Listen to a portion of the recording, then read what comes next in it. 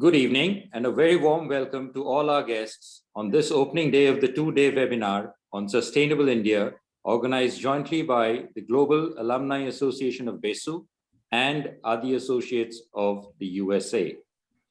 This year marks the third annual conference addressing sustainability challenges, and the theme is Sustainability Related to Basic Human Needs in the Indian Context: Water, Power, Food, and the Environment. Today, on the opening day, we will deliberate on sustainability, climate change, and its implication for India in the aftermath of COP26, which is the Conference of Parties, the recently concluded climate change summit held in Glasgow in October-November 2021, where several key resolutions were adopted. For example, coal to clean power transition, zero emission vehicles, and focus on Energy Transition Council, amongst others. Without further ado, we start the proceedings with an invocation from the writings of Kavi Guru Rabindranath Tagore, and it is recited by Dr. Arup Sengupta, PC Rosen Professor, Department of Civil and Environmental Engineering, Lehigh University, USA.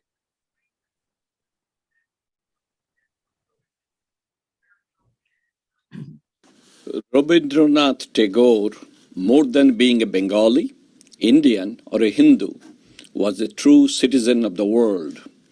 Two of his poem songs are now national anthems of independent India and Bangladesh. The most celebrated poem from his 1913 Nobel Prize-winning Gitanjali, or Song Offerings, where the mind is without fear, still resonates with all sections of the people around the world. Some Nobel Prize winners in the last few decades have read this poem as part of their acceptance speeches. Hollywood celebrities recited it for launching humanitarian movement. Silicon Valley entrepreneurs upheld the poem to glorify the transformative power of technology benefiting humanity. And judges in other countries took oath by reading this poem. Here are the inspiring words from the poem. Where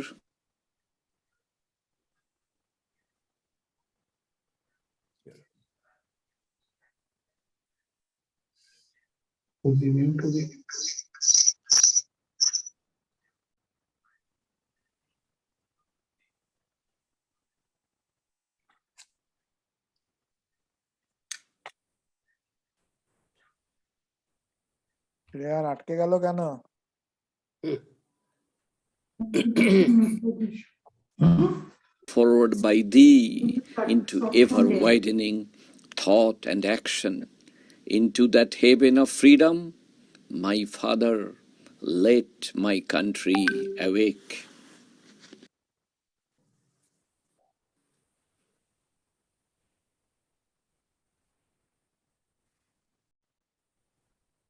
Thank you, Dr. Sengupta. I now request Mrs. Anjana Ganguly Roy, President GAABESU, to welcome the gathering. Respected speakers, panelists, participants, good evening and good morning based on wherever in the world you are located. On behalf of Executive Committee, Seminar Subcommittee, and the entire members of GAABESU, it is my pleasure to welcome you all to first day of a two-day webinar on Sustainable India, today and tomorrow, 28th and 29th January 2022. GAABESU, a global alumni association of IIEST, Indian Institute of Engineering, Science and Technology, erstwhile B College, Deemed University, B College Deemed University, Bengal Engineering and Science University, has completed 16 years of its journey since its inception on June 10th, 2005. The association exists wholly and solely to help our current students, alumni, and by extension, the institute itself to succeed. GAABESU offers a network of social circle, a sustaining link to IIEST's various programs and faculty, a repository of resources, a source of intellectual inspiration through regional associations and shared interest groups. We have opportunity to engage with alumni, and decision makers in different countries and regions around the world. GAABESU intends to use collective passion, intellect, and drive of alums of the Bengal Engineering College and its successor institutions to enhance the status of Indian Institute of Engineering Science and Technology, to elevate it to one of the premier institutions for technical education and research in India and abroad. Our alumni have played a significant role in upholding the legacy and branding of the Institute in the technology forum over the decades on a global scale. Our students take advantage of more than 100 scholarships and fellowship awards sponsored by alums and various alumni chapters every year. We are dedicated to further globalizing our mission through a systematic and sustained engagement between the IIEST community and the world at large. I request all of you to visit GAABESU website, www.gaabesu.in, to follow news, events, success stories of our alums across the globe. With the success of the first Global Sustainability Conference held in Kolkata on January 17-18, 2020, and webinar on 15th, 16th, and 24th January 2021, GAABESU and ADI Associates are pleased to pursue the continuity of education and awareness of addressing the challenges on application of appropriate science, technology products, and services to fulfill vital needs of India, and thereby energizing and steering young India towards prosperity and global leadership. Building a sustainable world is an immense challenge, but a necessity, and we strongly believe a realizable one. We draw on the classic definition of sustainable development as development which meets the needs of the present without compromising the ability to future generations to meet their own needs. Our conference theme today, Sustainability, Climate Change and its implication for India in the aftermath of COP26, the Glasgow Global Climate Summit. At the COP26 conference in Glasgow, representatives of almost 200 countries agreed on a joint text on how to proceed in the fight against climate change. The countries agreed to a gradual shift from using coal for generating electricity. Nations adopted the Glasgow Climate Pact, aiming to turn the 2020 into a decade of climate action and support. The package of decisions consists of a range of agreed items, including strengthened efforts to build resilience to climate change, to curb greenhouse gas emissions, and to provide the necessary finance for both.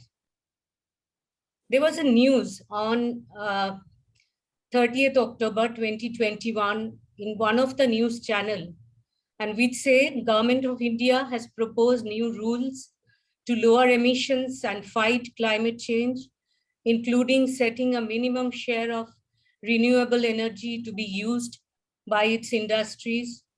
The Power Ministry said this. It is time for us to respect changes on earth, results from the confluence of economics, technology, demographics, global hotspots, and changing societal expectations. Society demands that we educate this generation with the skills and experiences they will need to navigate an ever-changing world, all at an affordable cost. Thank you and stay safe. Thank you, Anjana Di. I now request Dr. Arup Bhattacharyya of 5i Foundation to please say a few words. Partha, Dr. Arup Bhattacharyya is having some internet problems. Okay. He has suggested that I introduce our young poetess, and as soon as he's able to join, he will say a few words. Is that okay with you as the anchor? Absolutely, Prabir. Please go ahead. Good evening. My name is Dr. Prabir Neogi, and I'm standing in for Dr. Arup Bhattacharyya. He will join us as soon as he can. It is my pleasure to introduce a young poetess, Miss Iona Mandal, who has written 2 poems. The first will be recited today and the next one tomorrow. I don't know if we have a young Greta Thunberg in our midst or not, but she is already well known in Britain for her poems. Over to you, Partha. May I request the team to please play the poem recited by Iona Mandal?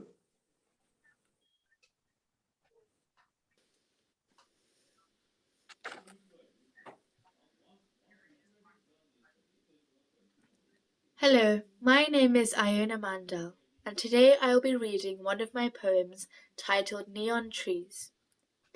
This poem is on urban trees and decadence. You taught me to tend to the wild, in places where it had been quelled, that the growth of stray wildflowers in gaps between the concrete of a postcard patio was better than a naked lawn. As we globe-trotted amidst islands of cigarette stubs and half-chewed gum, making colonies on the ground, tessellating into a synthetic Pangea, you showed me burly roots of urban trees, breaking through uneven asphalt, like a finger through an eggshell, a snake of vascular tissue beneath a man-made facade. That night you told me stories of Pan, syrinx in palm, galloping through woodlands, winking at wood nymphs. But the only rustic music I could hear was of traffic and men on too much drink. The only woodlands I could see were found between plastic neon swings, in drooling play areas, mimicking the idea of greenery. And then I understood why. City trees grow fast, but die young. That was excellent, Iona. Thank you. The stage is now set for the keynote address titled Energy, Water and Climate Change, UN Sustainable Development Goals and the Implications for India. Mr. Sudhangsu Sekhar Chakraborty, a distinguished alumnus of this institute and a very eminent civil structural engineer, will speak on this subject. He is currently the chairman, Vivekananda Bridge Tollway Company, and chairman emeritus of Consulting Engineering Services. He has been invited over the years by IIEST and the IITs to share his knowledge and expertise. Over to you, Mr. Chakraborty. Thank you, dear friends. It's a great pleasure. I cannot express how happy I am just to be amongst you, my own alumni associations, and to share some thought process on the issue which is going globally wider. Now, I will not go into the details of what I have been asked to say on energy or on water, which I will leave it to my other speakers, particularly Dr. Gonchaudhuri and Professor Renewables Gupta, who will be speaking primarily on this fossil fuel to renewables, and also for the water management, water demand management. Now, coming back to my subject, it is the keywords are United Nations Sustainable Development Goals, COP26, and energy and water. I must thank Prabir, who has sent so kindly the entire background information, which is already available to you, friends, that I need not have to repeat those things. So all these things have made my life very easier, and I'm here just to exchange with you and to see all your faces and to say very good evening to you all, and to wish you all a very, very pleasant days ahead, even amidst such a disastrous environment. Now, coming back, what are the moot points of COP26? That has all been focused in the newspapers and everywhere in the world. But what I wanted to tell you, that there the UN urged the world leaders to declare a state of climate emergency and urged to adopt a new world of 21st century to path out of morass in which we are currently living. It should be sustainable, like our today's topic, sustainability. It should be meaningful, and more importantly, it should be verifiable greenhouse gas emissions, whose reduction in which is the most important thing, I should say. Now, I have got the privilege to work with this, with the international community for how to reduce the greenhouse gas emission. And I can tell you that this carbon cutting for these emissions would be much more difficult than to Glasgow COP26. In view of the fact that I have got the opportunity only to work for cement in particular, but cement is the third largest emitter.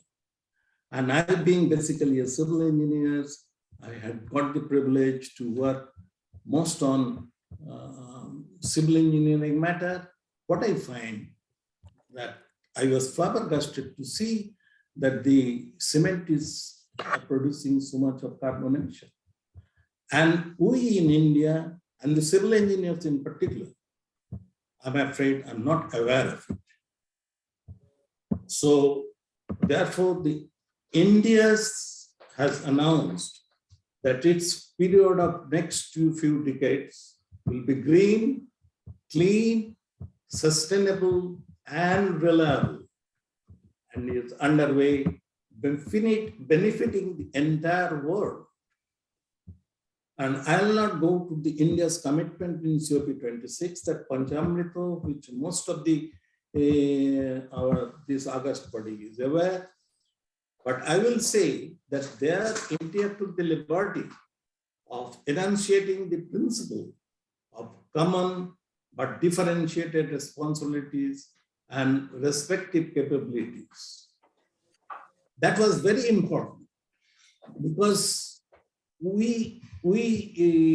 everybody is telling that we should do the carbon reduction, and I'm not going, this is the forum to put against the developed countries, against the developing countries. But the fact remains that all of us are not aware of the responsibilities and the respective capabilities. The green hydrogen commitment is extremely important to define what is green and what is critical. Now, even in COP26, India had certain green moments, like, as you all know, the phasing down coal vis-a-vis the phasing out coal. And that would be, I'm sure, adequately covered by Dr. Gonchaudhuri. But there was other things. This methane moment was there. And then halt and reduce the reverse forestation, which many people will say that why did India didn't agree? But very few people are aware that this deforestation is contingent with our land development and also development tied up with our economic growth. So naturally, India was on the bad book on those points. Though India, with this Panchamrita, it came out very gloriously, but it was disappointed when it was told that India will become carbon neutral only in 2070. Very few people, at least in the those 200 nations representative who are present there, could appreciate that even India could achieve 2070, many of the countries who are committed that they will do it by 2050 or 2060, they may not achieve that.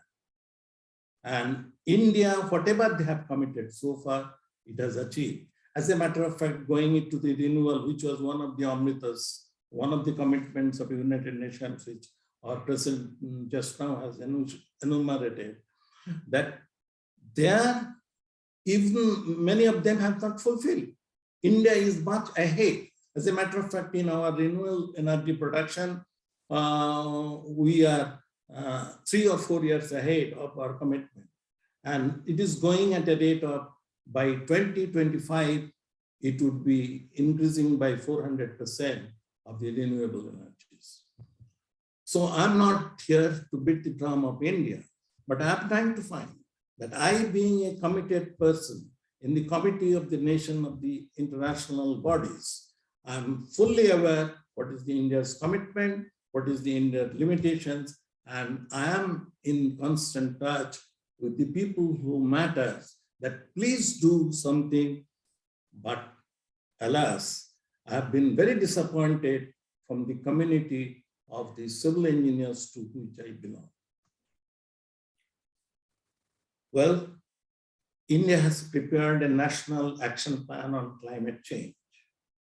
It is focused on adaptation, mitigation, and preparedness, with particular emphasis on national solar and water mission and energy efficiency. But mind you, I will, towards the end of this discussion, if the time permits, I'll tell you that this is not the right policy, that we will indefinitely continue to produce solar mission and solar energy, and we will continue to use and neglect the other forms of energy, in which India is certainly lacking behind the research and the skill. I will come to that when we come to the question of the carbon capture or carbon storage, in which some of the Indian companies is clamoring that they are going to have the first carbon capture and carbon storage plant in Tamil Nadu. But when they are asked, please tell me, it was in an international forum in UK only 3-4 months back, in which I asked him that why don't you not tell the technology, then all of us in a collaborative and cooperative manner will be benefited. His response was, sorry, sir, it is a patented technology and I can tell you. Later on in the Indian front, I inquired that he has announced it publicly that he is going to put up a plan which would produce about, which will bring the carbon dioxide emission from, he will reduce 30 kg of carbon dioxide per 1 ton of cement production. So if such plant is being produced in all the different parts of the cement plant in India, then that commitment that India will reduce that 1 billion ton of carbon dioxide is not very difficult. But where is the technology? That means what we are lacking, the research. This Dalmia cement plant is doing it in collaboration with Clean Energy Solutions UK. So where is our fundamental research? Where are we developing this skill? Where are we going to its development? These questions, our power minister has said very recently, as a matter of fact, he said it yesterday, that we would be able to give you a clear policy and a mandate within next 10 days. Hope that something will be done. And we, the community, engineers community, should be able to do something together in which we should be able to really have a focused, clear attention that how we will dissolve greenhouse gas emissions. India has, besides that 8 missions, India has announced also the National Hydrogen Mission. And I will underscore that thing later, that without green hydrogen, we have got no respite. However, we can do it on the concentrating solar power, how much we can produce in the renewable energy from that abundant sunshine. I think we will not be able to reduce or decarbonize our share of greenhouse gas emission without the carbon capture and storage and without the greenhouse gas, without the green hydrogen production.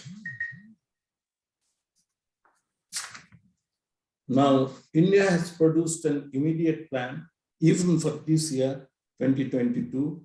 Besides, it has prepared a roadmap or transition, how it is going from this fossil fuel to renewable energy and together with nuclear energy and together with ultimately hydrogen. Now, some indications will be, I hope, will be in the budget. This is not, I cannot tell anything, but I feel that the budget will incentivize the green energy shift, and they will move to encourage organizations such as energy service companies who does the audit of the carbon dioxide, and it will cut the India's total forecast emission by 1 billion ton. Now, in order to do that, we must create a large number of energy service companies. I'm not again here to tell that we must need a lot of hundreds of service companies, I being from the services sector. But I must tell you that until and unless we know how much each of the polluter is really producing the greenhouse gas, we will not be able to, if we don't do the proper audit, will not be able to achieve our goal. Next, I will go to the energy itself. Here is the global in which our current clean energy is solar, wind, biomass, and small hydro, of which still the solar energy is consuming the most of the part, though we have got still a tremendous potential of onshore wind energy, as well as we can produce offshore wind energy. And we are looking into that. But we have got, in addition, however incremental it may be, we'll have to develop the other renewable energy like biomass, and I'll come to nuclear energy a little later. You can see that in the biomass, it would be very incremental because not much encouragement is coming from the government sector because it is used mostly in the domestic sector. It is more or less static, as you can see from this bar chart. But this would help in the household sector, in the domestic sector, and also it would help in connecting with the rural people. Next, I will come to the nuclear energy. Now, India is making nuclear power one of its key policy initiatives. Plans to build 48 new reactors with an output of 63,000 megawatts by 2032, which is, you can see that the nuclear power plant is distributed all over India. It has got a big history right from the Homi Bhabha's time until today. But I can tell it with pride that however slow is the development of nuclear energy is, but lately, India's this pressurized heavy water, very pressurized heavy water reactor in a modular form, it has become so effective that India has started and discussing with exporting the nuclear reactor. So long India was always a importer of nuclear technology. We have now at the moment, whatever we are doing it, we have got substantial portion of the raw material, and we have got the situation is it being a clean energy. Its cost is at the moment is a little bit more, but we will have to go upgrade our technology. We have got a 3-stage program. We have got stage 1 is that what I just now mentioned. We are in the stage 2, we have got the fast breeder reactor, and in the phase 3, we'll have the thorium based, which we have got plenty. Though thorium we have got plenty, still we have not developed that technology fully. But the good part of it, that recently Government of India has recognized that without the private sector participation, there cannot be much improvement in the construction, large-scale construction of nuclear power plant. And so they have invited, and few of the Indian companies have responded very well. With only one word of caution, that we cannot also go on producing nuclear energy without thinking that how we are going to manage this nuclear waste, which is dangerously radioactive for the next few generations. As much as we must think also the solar energy waste management. Now, green energy, hydrogen, to my mind, is the India sunrise sector. Energy consumption is estimated in 2070, when we intend to be carbon neutral, is 44,800 tetrawatt hour per year. It is estimated by our energy group in India, with the current estimated level of growth of 8%. Now, renewable energy from solar, biomass, wind, hydroelectric, all together is estimated to be 5,855 terawatt hour per year. Therefore, this balance has to come from somewhere. Here is that we can, with the introduction of the circular economy, with the proper waste management, even we can create energy which could be transformed into nuclear energy through the proper grid system, in which we can produce the energy in a place like, say, Rajasthan or in Punjab, and we can transport it easily, the power to somewhere in Guwahati, no problem. And this with the solar efficiency, it is one of the most energy efficient plant. So also the nuclear plant, but our current total production is somewhat the energy efficiency is 25 to 30%. Maybe we can increase it to 35%, but that will not be good enough. So we'll have to improve the energy efficiency in all sectors, in all plants, in all buildings. And that is one of the focus with the people in general, with the help of the digital process, and the government is keen to do it.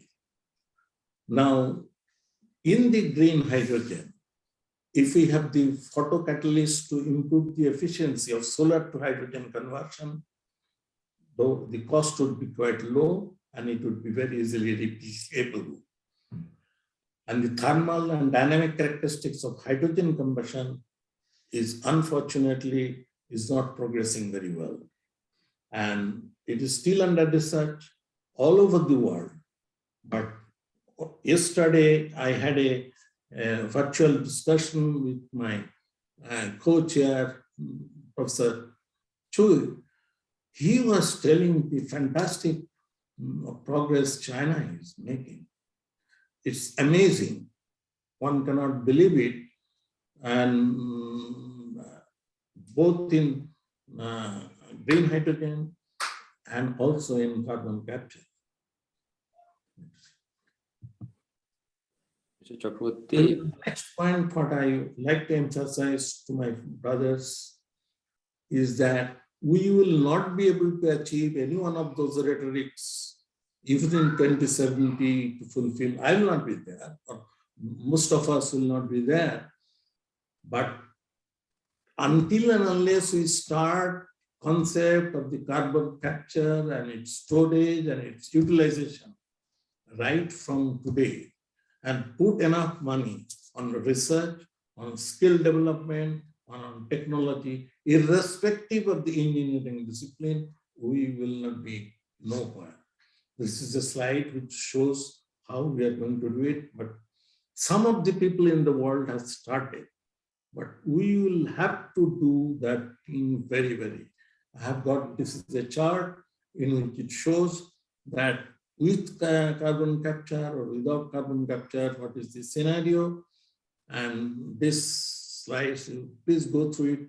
Even if it is 2040 or peak emission and 2070 or carbon neutrality, still we are finding it that the carbon capture and storage will play the most significant role. So I would like to summarize with respect to energy, is that energy mix, this is my proposal, in midterm, say in up to 40-50, that residential and agricultural, it would be 30%.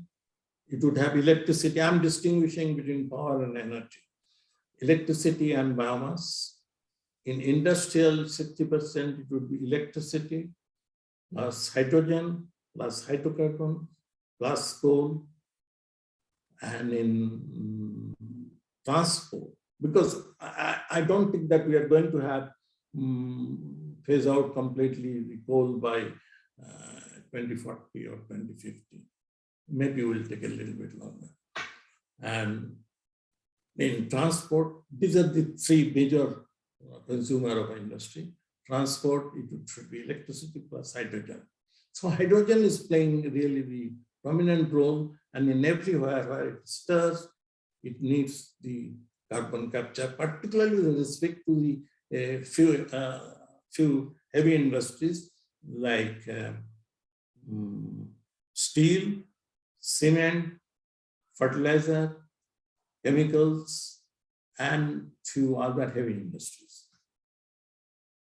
Without the proper energy source, and replacing by pet coke or carbon or coal, we will be talking just in the air.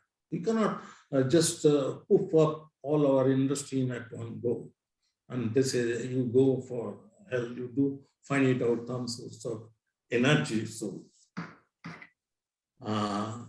And another thing is that the private investment in the energy sector, in renewable energy sector, in clean energy sector has grown considerably in the last few years. And we should have a very well-planned taxonomy and a proper tax system. Next, I will come to water. There, I think there will be the speakers who will be speaking much, they will be all talking. Essential part is that India is in a disastrous situation. Very few people of us know there is a rhetoric that will provide water for all in 2024, I think. But one doesn't appreciate that where is that source of water? India on the brink of worst water. And I can submit it to you that India is not running out of water. India is not short of water resources yet, but water is running out of India. So 50% of India faces high to extremely high water stress. And you can see the sea level is rising. That possibly Dr. Kullan Rudro will be able to tell you that Sundaram is going to be, in course of time, is going to be underwater. And there are flood plains where there is a flood. And in the peninsular India, there is most of the area is dry, and there is a dispute who will share the Kaveri water, who will share the Krishna water. And one thing here also I would like to... I would request you to please wrap up quickly. How much time is there? Can I have 2 minutes more? Yes, sure. Okay, thank you. Thank you. And you see, about 45% of India's forest will become climate hotspot by 2030. Next. This everybody is aware now. I need to go through it. But I would like to say that when we go for renewable energy, when we go for hydrogen energy, there will be still further problem on the water stress. That I would like to, for cooling water, for electrolysis of water, and it would be more water demand would be created. Next. And there would be impact also on carbon, which will have constraint on the water. And this circular economy and this probably my other speakers will be taking. I would like to conclude by telling, this is my last slide, that I don't think like energy, India will have any other option but to have interlinking of water rivers. If we are to get out of this water crisis, we must have reconsidered the linking of water river, which is going on from times immemorial, from our time, from K.L. Rao's time, then Atal Bihari Vajpayee, then the current government is also doing. But only this year, few months, 3-4 months back, we have signed this Ken-Betwa link out of the 32 links which have been identified. And Koshi-Mecha is a link which is being seriously under consideration here. With that, I would like to tell you that, friends, I have enjoyed thoroughly to have interaction. I would like to continue this interaction with you, this august body. And I feel we, the engineers and scientists, will play the most dominant role in a focused, collaborative, and cooperative manner. And I'm sure IST and GAABESU will be part of it. No doubt, national academics and research institute will play the most meaningful roles, but we, the engineers in general, will have to take them. It's now or never. Thanking you very much. Thanking you, friends and brothers and sisters. Thank you, Mr. Chakraborty, for the very thought-provoking insight. A word for the audience. After each session, we will take a maximum of 2 questions. And I request members of the audience to please write the question in the chat box. And at an appropriate time, we will take it up with the speaker.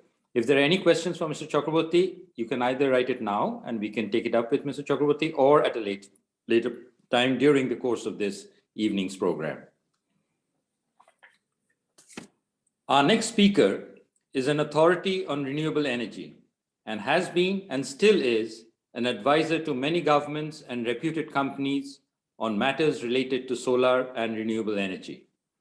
He's a member of the Energy Expert Committee set up by the Government of India and has authored 4 books on this subject.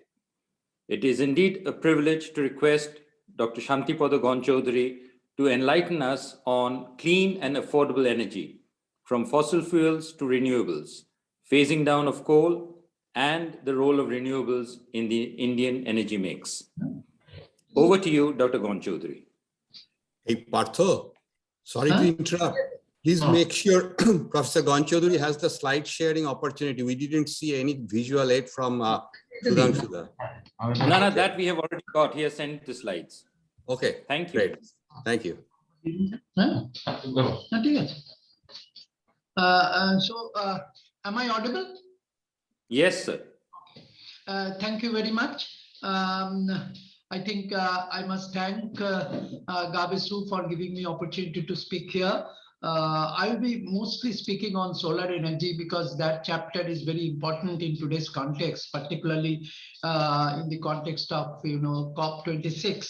Where we have committed for net zero by 2070 and phasing down of coal. It was phasing out, but somehow now it is phasing down of coal. Why? Because if we want to really phase down the coal, how we do it? And in Indian context, solar energy is the answer. Most of the contribution of renewable energy will come from solar energy. So what I thought I must tell you, there is a huge target fixed up by the Prime Minister.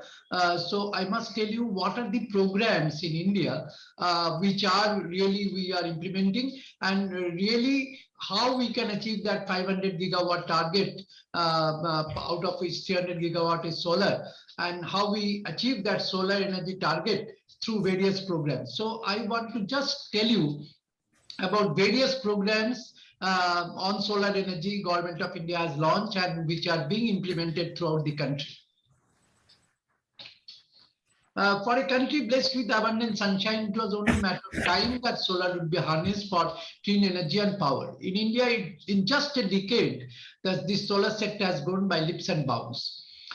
You know that globally, India ranks now 4th when it comes to utilization of solar power.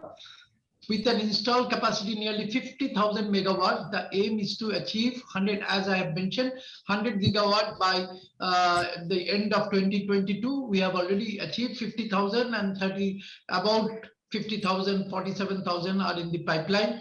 And we are to achieve 300 gigawatt by 2030. So it's a huge target. And how we achieve that target, what are the programs we have launched in India, Government of India, MNRE, unique ministry in India, Ministry of New and Renewable Energy Sources, who are really steering the program of solar energy promotion in the country and achieving the target as fixed up by the Prime Minister in the COP26 at Glasgow. Changing lives for the better. According to the Minister of New and as I mentioned, MNRE, 1 trillion kilowatt hour per energy available over India's land area, and most part of India we are receiving 4 to 7 kilowatt hour per meter square per day. From an energy security perspective, solar is most secure of all sources as it is abundantly available. Therefore, a small fraction of total incident solar energy can meet the entire country's power requirement. But as you know, the solar energy, when we started this solar energy program long back, maybe 30 years back, we started the program in 80s. At that time, we never thought that solar energy really will come in a megawatt scale or something. At that time, we were thinking only in a watt scale, and we thought that solar energy can only cater the need of the rural people where, there is no electricity. There has been a visible impact, and at that time, almost for 20 years, India didn't have any grid-connected solar power system, and we started with off-grid, we call it, off-grid solar energy system throughout the country. At that time, out of 6 lakhs villages in the country, only 54% were having electricity and 46% didn't have any electricity. And we started giving light and other amenities, to the village people through solar energy, which is decentralized in nature and distributed application. And that has that really has benefited millions in Indian villages. So it was the early story. When we started solar energy, really, it was not in the large scale of megawatt scale, but it was in number, it was very high. We have given a lot of people lights and other solar lights and solar television, solar fan, and solar other things. But that benefited a lot of people. But gradually in India, launched the Rajiv Gandhi Gramin Vidyatik Yojana, and through that, we have achieved almost 100% village electrification. We have achieved. Though even now, 20% people in India, they don't have access to electricity. Household electrification level is low. Their off-grid distributed generation still is valid, and we are doing a lot of activities throughout India. But the total electrification level with solar energy in off-grid mode is less priority now, because almost all the villages have electricity. So we have shifted from off-grid to on-grid concept, though off-grid concept is still there, and a lot of people are still getting solar power, like Sundarban people, like in Chhattisgarh, forest area people, they are still getting solar power, and solar installations are going on in off-grid areas. But over the years, the solar energy sector in India has emerged as a significant player in the grid-connected power generation. For last 10 years, I can remember in 2010, I was also part of the committee. We prepared the National Solar Mission, which was mentioned under National Climate Action Plan. The first mission is National Solar Mission, and we prepared that National Solar Mission with a target of 20,000 megawatt. In 2010, it was 20,000 megawatts of solar power to be installed by the year 2022. It was the target of National Solar Mission, though it was subsequently enhanced by the government from 20,000 megawatt. National Solar Mission, the target was changed to 100,000 megawatt, that is 100 gigawatt, by the year 2022. It also supports the government's agenda of sustainable growth. The first program, the major program of the ministry, as I should tell you, that is the National Solar Mission, under which most of the solar power plants, grid-connected solar power plants are coming in the country. And hopefully, under the mission, we will also go for the 2030 target under the mission. It will be the new name or something like that. But same, mission will continue, solar mission will continue till 2030, that has been decided. The objective of National Solar Mission is to increase significantly the share of solar energy in the total energy mix. Gradually phasing out coal and gradually, bringing solar into the energy mix. And India is a tropical country, as you all know, where sunshine is available for longer hours per day and in great intensity. Solar energy, therefore, has great potential as future energy source in India. As I have mentioned, launched on January 2010, the National Solar Mission is a major initiative of the Government of India with active participation from state government to promote ecologically sustainable growth while addressing India's energy security challenges. It intends to install 100 gigawatt solar grid-connected solar power plant by 2022. That is the target, and still we have not achieved the target. We are only in 50,000 megawatt level, though we have already finalized. Tender has been finalized for a lot of 37,000 megawatt, and in the pipeline already about 15,000 megawatt solar power plants are in the pipeline. So we are hopeful that we will achieve the 100 gigawatt or 100,000 megawatt target by 2022. That is the major program of the ministry or Government of India. This is in line with the India's intended nationally determined contribution, and this is a target to achieve about 40% cumulative electric power installed capacity from non-fossil fuel-based energy resources, and to reduce emission intensity by 33% from 2005 level by 2030. India has already achieved more than 50,000 megawatt, as I have mentioned, solar power, and 37,000 megawatt of solar power is in the pipeline, and 15,000 megawatt are almost about to be commissioned very shortly. One estimate shows India has the potential to produce as much as 900 gigawatt renewable energy from commercially exploitable sources, much of it from solar energy. Now, if you look at the India's peak power demand, it hit 184 gigawatt by 2021. And estimates suggest that demand will rise to 295 gigawatt by end of 2022 and 690 gigawatt by the year 2036. So whatever solar energy, solar potential we have with the present technological assessment, that is good enough to cater the India's power demand. Though I am sure the solar energy entirely will not cater the demand of India, there will be a mix. Still, coal will be, as it was mentioned. I do agree that coal will be also there up to 2040 or beyond 2040, but the percentage contribution of coal will reduce gradually, and gradually the contribution of solar energy and other renewable like wind, and it was mentioned like wind, biomass and small hydro, though they are limited in resources, but that will increase gradually. So we are hopeful that India will achieve the net zero target by 2070. We are all hopeful about that. Next program, Solar Mission, National Solar Mission, I have mentioned to you. This is a unique program called PM Kusum, Pradhan Mantri Kishan Urja Suraksha Utthan Mahabhyaan. It's a wonderful program. You can see this is a solar pump program with a very big target. 15 lakh solar grid connected pumps shall be installed under this program, enhancing the solar PV capacity, installed capacity by 25 to 30 gigawatt. Solar pumps are an important component of the solar off-grid program, as it provides reliable irrigation facility in rural area.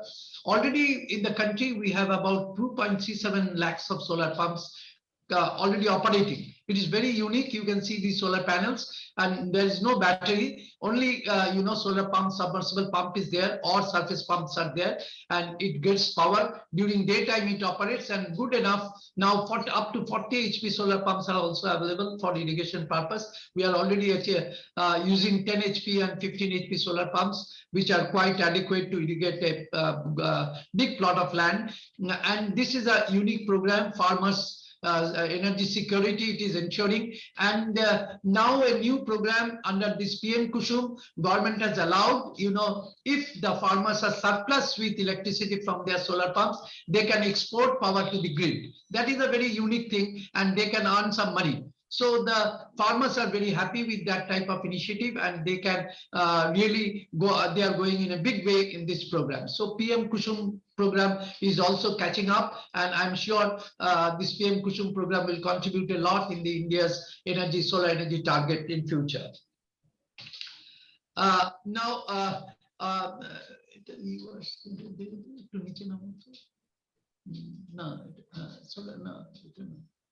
এই যে PM কুসুমের পরেরটা, এই যে এটা ঢাকা পড়ে যাচ্ছে, দেখতে পাবে না? No, we are able to see it, Dr. Chaudhary.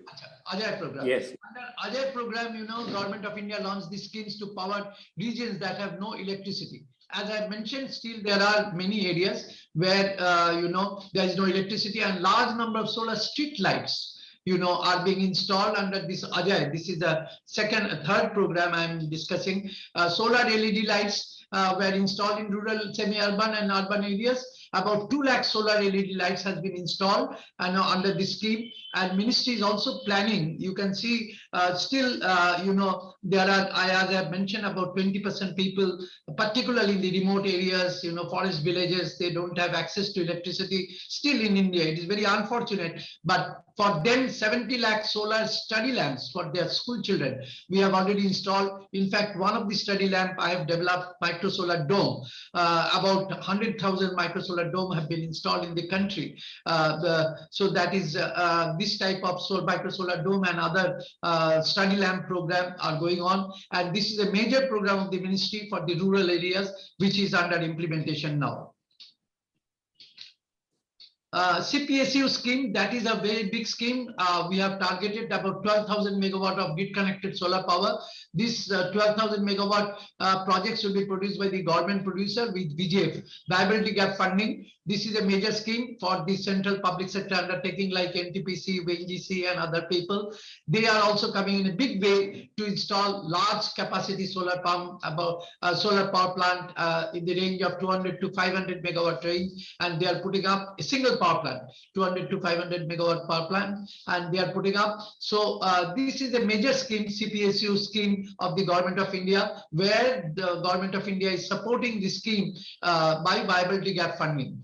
So these are all programs to phase down coal and keeping our commitment towards the Glasgow summit that we will reduce our emission and we will come to net zero by 2070. So these are all programs of the country through which we will achieve our target. Solar Parks program, it's a very major program to achieve 300 gigawatt, target of solar energy, beginning with Charnakat Solar Park, Gujarat, followed by Bhadla Solar Park, Rajasthan. Solar parks have emerged as a major powerful mechanism for rapid development of solar power projects in India. The solar power park, you must be knowing, it is basically a huge area created by the government with all infrastructure. We are creating all infrastructure like power evacuation, water, connectivity, road and other things, and we are giving land to the developer. The private developers, they are getting land, totally developed land, and they are putting up solar power plant and simply connecting with the grid. And that target is also very big in India. About 25,000 megawatt of solar power plant are going to come up from solar park project. So this is another major project in the solar energy sector in India to phase out or phase down coal. This is, I'll not take much time, another 2-3 minutes, 4-5 minutes I will complete. Solar canal bank scheme and floating solar scheme. As you know, India has a shortage of land, particularly in states like Kerala, in West Bengal. We don't have enough land to put up solar power plant because solar power plant takes a lot of area. For 1 megawatt, you need almost 4 acres of land. So you need a lot of land. In this context, Government of India, in fact, I was the first man in the country who put up a first floating solar power plant in close to Calcutta, in the New Town area, small solar power plant. This is a picture of that small floating solar power plant. After that, this has become again a major, floating solar power plant scheme and canal bank scheme, where we have targeted 500 megawatt target has been fixed, and already BHL has put up a major floating solar power plant, 25 megawatt solar power plant, floating solar power plant has been put up in Andhra Pradesh, and similar floating solar power plants are coming up. Though China is very leading in this sector and they have very large capacity floating solar power plant, but in India also we have started, and we are sure we will contribute a lot in this area. And gradually land neutral solar power plant like floating solar power plant or canal top solar power plant, these will come in a big way rather than land based solar power plant, because land is a crisis, land is a problem in India. We have a lot of agricultural land, but getting wasteland is a problem in India. So this is also a major program which is coming up to contribute in the National Solar Mission. This floating solar power plant or canal top solar power plant, these are all coming up in a big way. Rooftop solar power plant, very popular program. Out of 100,000 megawatt, we are supposed to achieve 40,000 megawatt from rooftop solar power plant. These rooftop solar power plants are basically a people's oriented program. Even all the domestic sector, the domestic consumers, they are putting up the rooftop solar power plant. You put up this type of power plant from 1 kilowatt to 1 megawatt in your roof itself. in your own roof, you can put up a 1 kilowatt solar power plant, and you need only 100 square feet area for putting up a 1 kilowatt solar power plant, and you can connect your solar power plant with the grid, and you can reduce your electricity bill up to 90%. Up to 90% you can reduce your electricity bill. Mind it, if you are paying 5,000 rupee electricity bill monthly, you have to pay only 500 rupee. 90% you can save from solar power. So obviously through net metering, of course. Obviously, it has become a very popular program, and in West Bengal also we are supporting this program throughout the country. Solar rooftop program is coming up very fast. And not only in the domestic sector, but also we are putting up rooftop solar power plant in the industry sector, because industrial sheds are there, and over the shed there are a lot of space, and where we can put up solar rooftop solar power plant. So this rooftop solar power plant will also contribute a lot. Just think about the city of Kolkata. It has about 550 megawatt potential in rooftop solar power plant. 550 megawatt potential. So huge potential in the whole country for rooftop solar power plant. And I'm sure in future, rooftop, almost all houses in the urban areas will have rooftop, because the electricity price is going up, and you can save a lot of electricity costs through this rooftop solar power plant. India's installed renewable energy has just crossed 100 gigawatt. As I have mentioned, 175 gigawatt target of the plan, Paris Climate Accord, we will achieve that. That breakup I have shown, 50 gigawatt and 27 gigawatt are in the pipeline, and putting up in the total renewable energy 175 gigawatt. Most of India's emission come from coal, the biggest source of electricity. To offset this emission, India will have to reduce its emission from the power sector. At the Glasgow summit, India raised its 2030 target from 450 gigawatt to, our Prime Minister himself, he announced that from 450 gigawatt renewable energy target will be enhanced to 500 gigawatt. And he also announced, this is my last presentation, last slide. He also announced about the sun, one world, one grid concept, which is very unique. As you know, I know some US and other countries from friends are there from US and other countries, where now gradually morning, it is now morning, and here in India we are in the evening now. So we don't have sun now, but US sun is just rising. So if you have a grid which will connect US and India, so all the time that global grid will always have power, and no storage will be required. So it's a very unique concept. A lot of research activities are going on. Huge fund has been allocated for this research activities, so that regional grid can be constructed, and in the regional grid, solar power will be available not for 12 hours. It will be available for 16 hours, 20 hours, 18 hours, even up to 24 hours. So this is the concept announced by our Prime Minister, which is being handled by the International Solar Alliance. You have heard about that. In India is the headquarters of ISA, India International Solar Alliance. They are handling. Already 27 countries have signed, for this, research activities and the pilot scale study of this particular program, this One Sun, One World, One Grid. It will increase the regional contribution, and a lot of entrepreneurship development will be there. So this is also one program where we have concentrated, India has concentrated, which will contribute a lot towards emission reduction, net zero target of all the countries.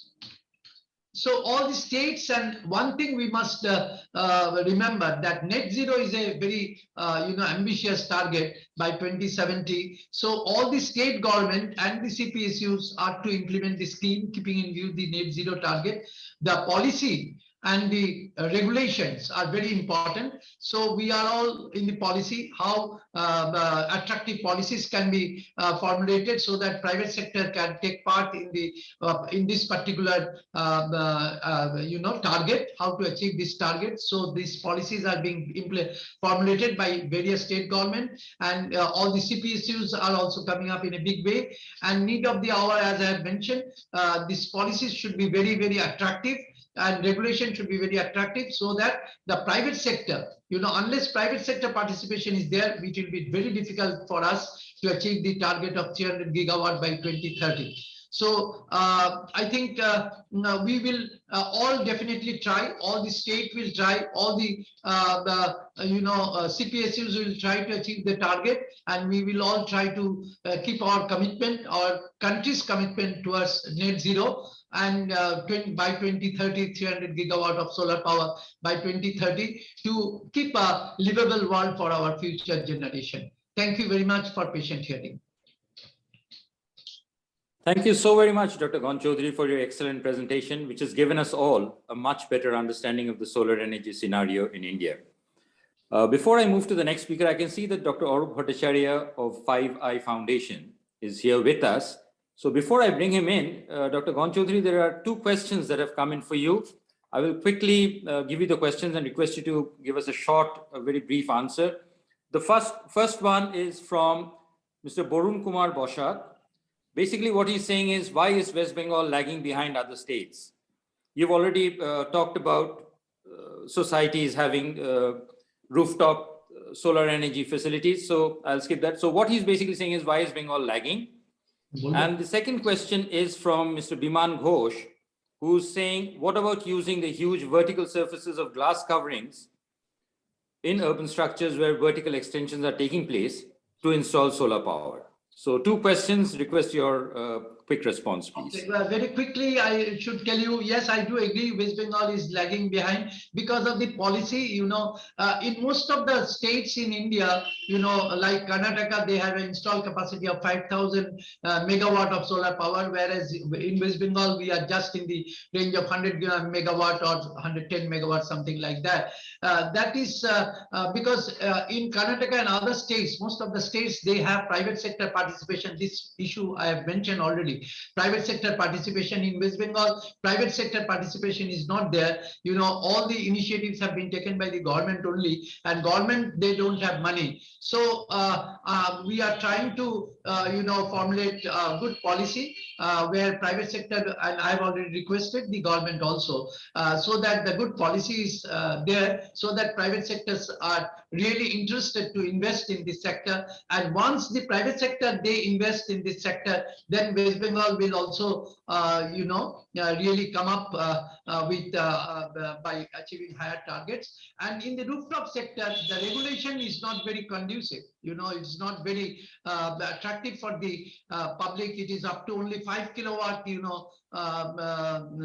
grid connectivity option is there, but people wants to put up 10 kilowatt or 20 kilowatt power plants in their roof also. So that this also we have requested the Regulatory Commission to consider. So unless the policy and regulations are very attractive, very good, the investment in this sector will not come up and the achievement will be poor. So I do hope that government of West Bengal is considering all these things and they will come up with good policy so that in future we will achieve the target. And the second question, yes, the article, what was the question? The rooftop solar power plant. Use of the vertical glass panels on buildings in urban areas. Why can't we have solar panels on that? Yeah, that can be used. That type of solar panels are there, but the radiation level in this vertical is it's a little bit lower, and so the generation is little bit lower. So from aesthetic sense, it is quite good. It looks nice and it is good. But the generation point of view, from commercial point of view, it is not very much attractive. So yes, from aesthetic point of view and from other issues, it can be utilized, and many countries in the other areas, Western countries, they are using this type of solar panels. In our country, it has not started. Only few buildings are there. Some green buildings are there, but we are trying very hard. But our country is not very rich country, as you know. So maybe it will take some time. We will use that verticals for installation of solar panels. Thank you so much, Dr. Gonchaudhuri. May I request Dr. Arup Bhattacharyya of 5i Foundation to say a few words?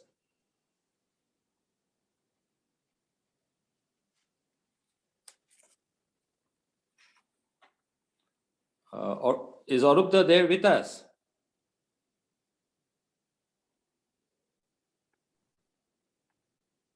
He was there. I saw his name. I think Yeah, I saw his name. saw his video also. So, So Partha, maybe we'll wait for another. you know what we will do? Let this speaker flow continue. Okay. Maybe, you know, at the time of wrap up, we will Fine. bring him in. Okay. Thank you, Anjana. I now request Mr. Solomon Jones to share his thoughts on empowering young entrepreneurs towards future sustainable solutions on on energy and drinking water. Mr. Jones is the founder and CEO of TerraCarb, which focuses on disruption through sustainable innovation. Over to you, Mr. Solomon Jones. Yeah, good evening, everyone. I hope I'm audible. Yes, you are. I'm Solomon, founder CEO of TerraCarb Private Limited. I'm here today to talk about certain opportunities in sustainable entrepreneurship, the challenges that are in the way to create business models around this, and what are some frameworks or some methodologies that we can incorporate into venture building to ensure that sustainable entrepreneurship is a possible model for the future. And before I would go out with that, I would like to say why I would want to share all these thoughts in the first place. So at TerraCarb, we are basically working on developing a graphene manufacturing platform. Graphene being a nanomaterial which has exquisite electrical and thermal properties. So in the last 3 years, we have been able to develop a scalable manufacturing platform for graphene. And not just that, we have been able to prove that this material could be used to replace certain elements which are responsible for CO2 emission. So the sector that we're trying to focus on is in construction. So as one of the previous speakers pointed out, so what we're trying to do is we have developed a graphene-based water admixture. Basically, it's a water-based formulation which can be used with concrete to offset the amount of cement that is used in concrete laying. So basically, by reducing the amount of cement with this admixture, we believe that we can reduce the amount of CO2 emission in the construction sector. And why this is valuable is because construction sector alone accounts for 11% of the global CO2 emissions. So, so personally, in the process of building this company over the last 2.5 to 3 years, I've learned substantially about how sustainability is the way forward for the future. So I'd like to take a few moments to basically explain few concepts which might help people trying to build new age enterprises around sustainability. So moving forward, I'd like to start on a positive note where BlackRock, one of the leading private equity investors of today,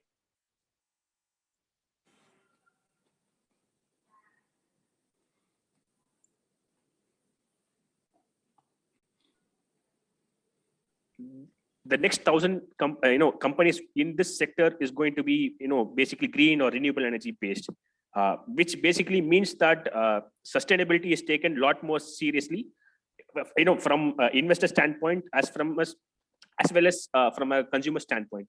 So considering this, it is very obvious that there are numerous possibilities in this space. However, in addition to the monetary benefits of building enterprises in this space, there is a very urgent need as to why such enterprises need to exist at the current moment. And it has to do with the prevailing air and water quality in developing countries. And as you would know, in the last few years, we have witnessed very low quality of air and water conditions. And a recent research report claims that the chemical pollution has crossed the threshold, and there are going to be grave consequences in the near future because of such chemical pollutions in our natural bodies, which means that some of the direct and indirect consequences of this pollution has not even been accounted for. And if we don't start working today to resolve these challenges by adopting more sustainable practices in some of these major verticals, there are going to be some irreversible changes to the environment. And considering that, at least to maintain or preserve the ecosystem, we need to make immediate changes. And sustainability is a very key and going to be the key driver for such such innovations in the near future. And in addition to that, the impact of climate change is more obvious as the day goes by, and this should present as this should be presented as another key reason as to why we need to take sustainable entrepreneurship quite seriously at the moment. So considering that there's something called as Sustainable Development Goals set by the United Nations. There are these 17 goals which could serve as the framework for companies trying to build build around the idea of sustainability. So we as an organization believe that we adhere to the SDG 9 and 11 of these. So based on the person's willingness to create value, and these 17 goals, this could be used as a fundamental building block to basically innovate using sustainable methodology. So I believe these 17 goals set by the United Nations can be used as a framework to build new age enterprises in this sector.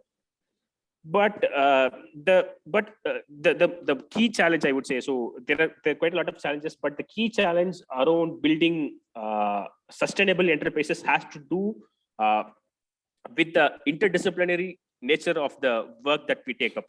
So that has been very well pointed out by one of the leading economists from America. So Jeffrey Sachs, who goes on to say that the problems just refuse to arrive in the neat categories of academic departments. So from our personal experience, when we set out to prepare a water-based formulation for the concrete, market.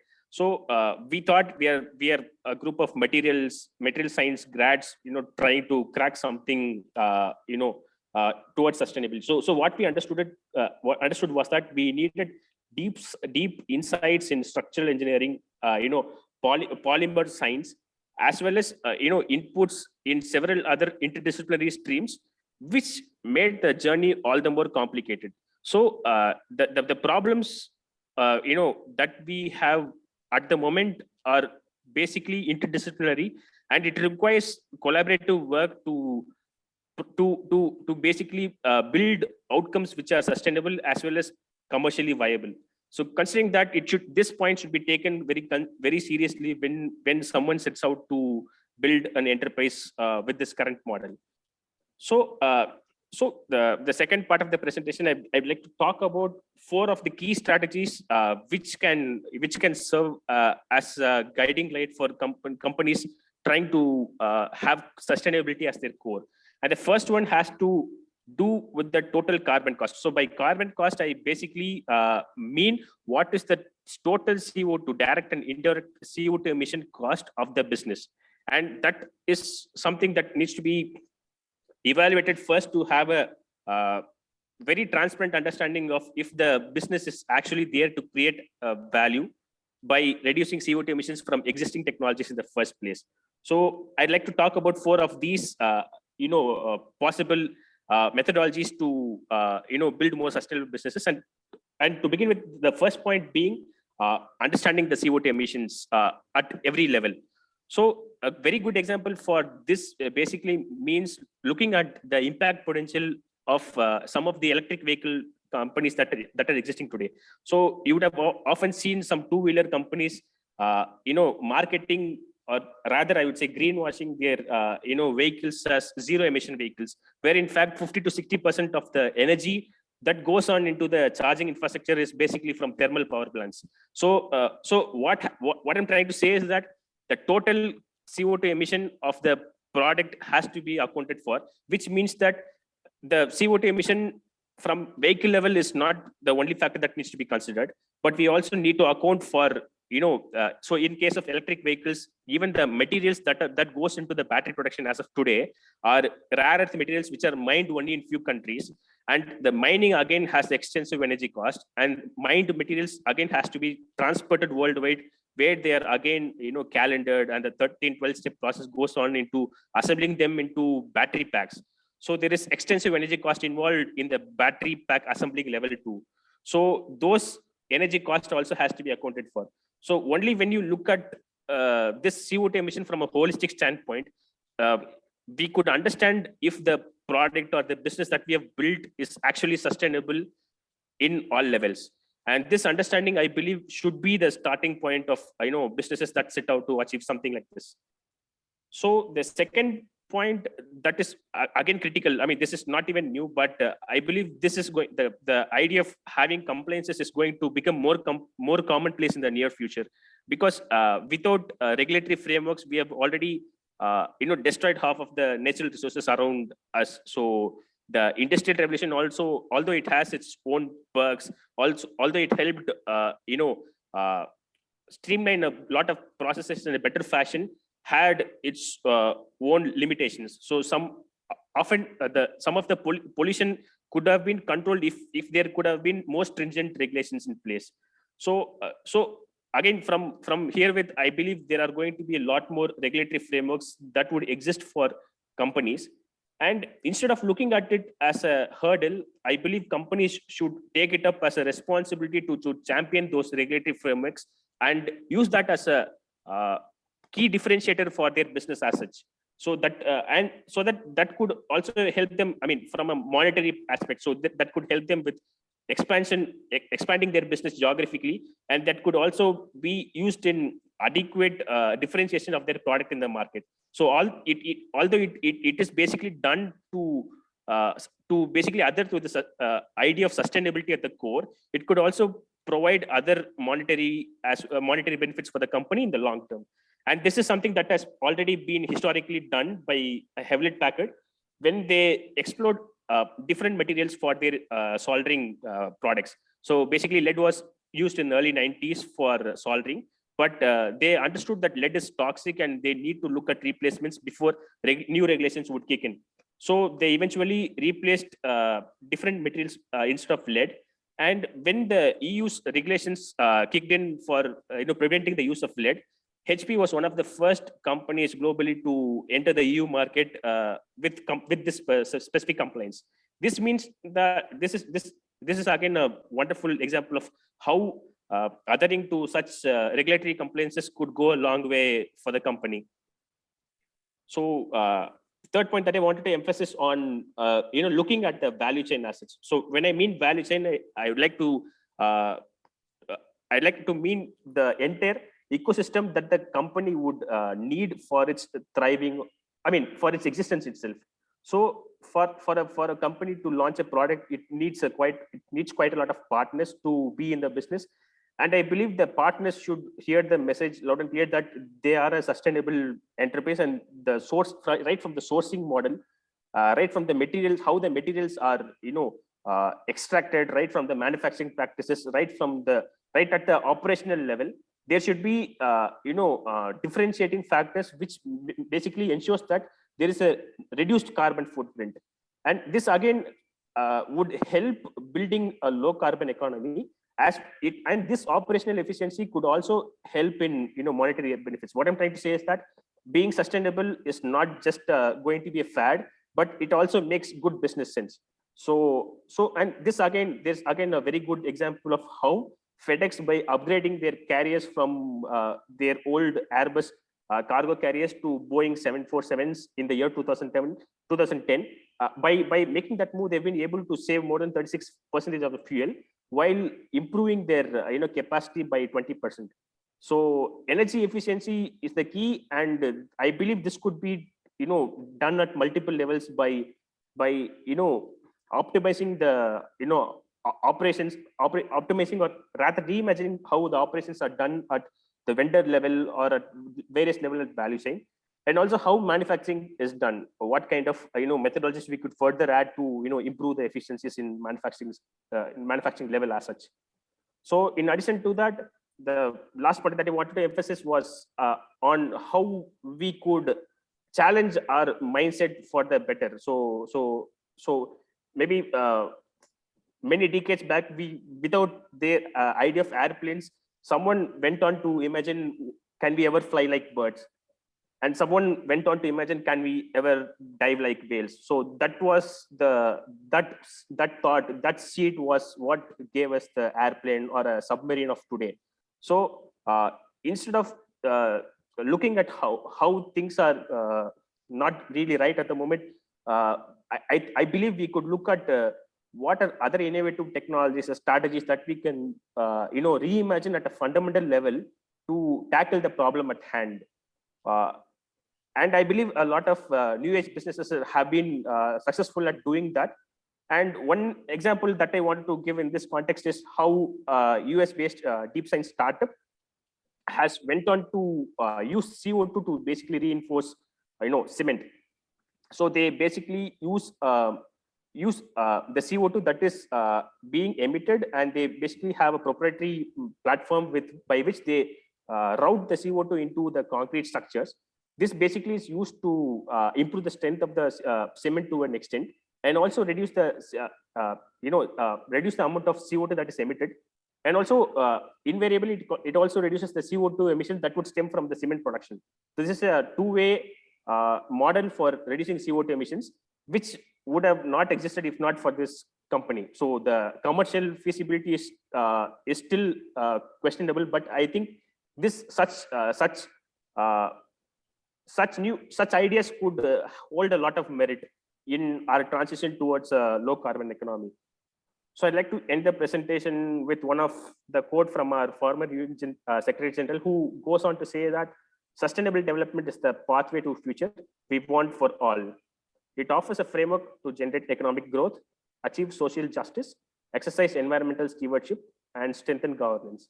So I believe this is a future not where we don't talk about just resources, but we look at humanity holistically.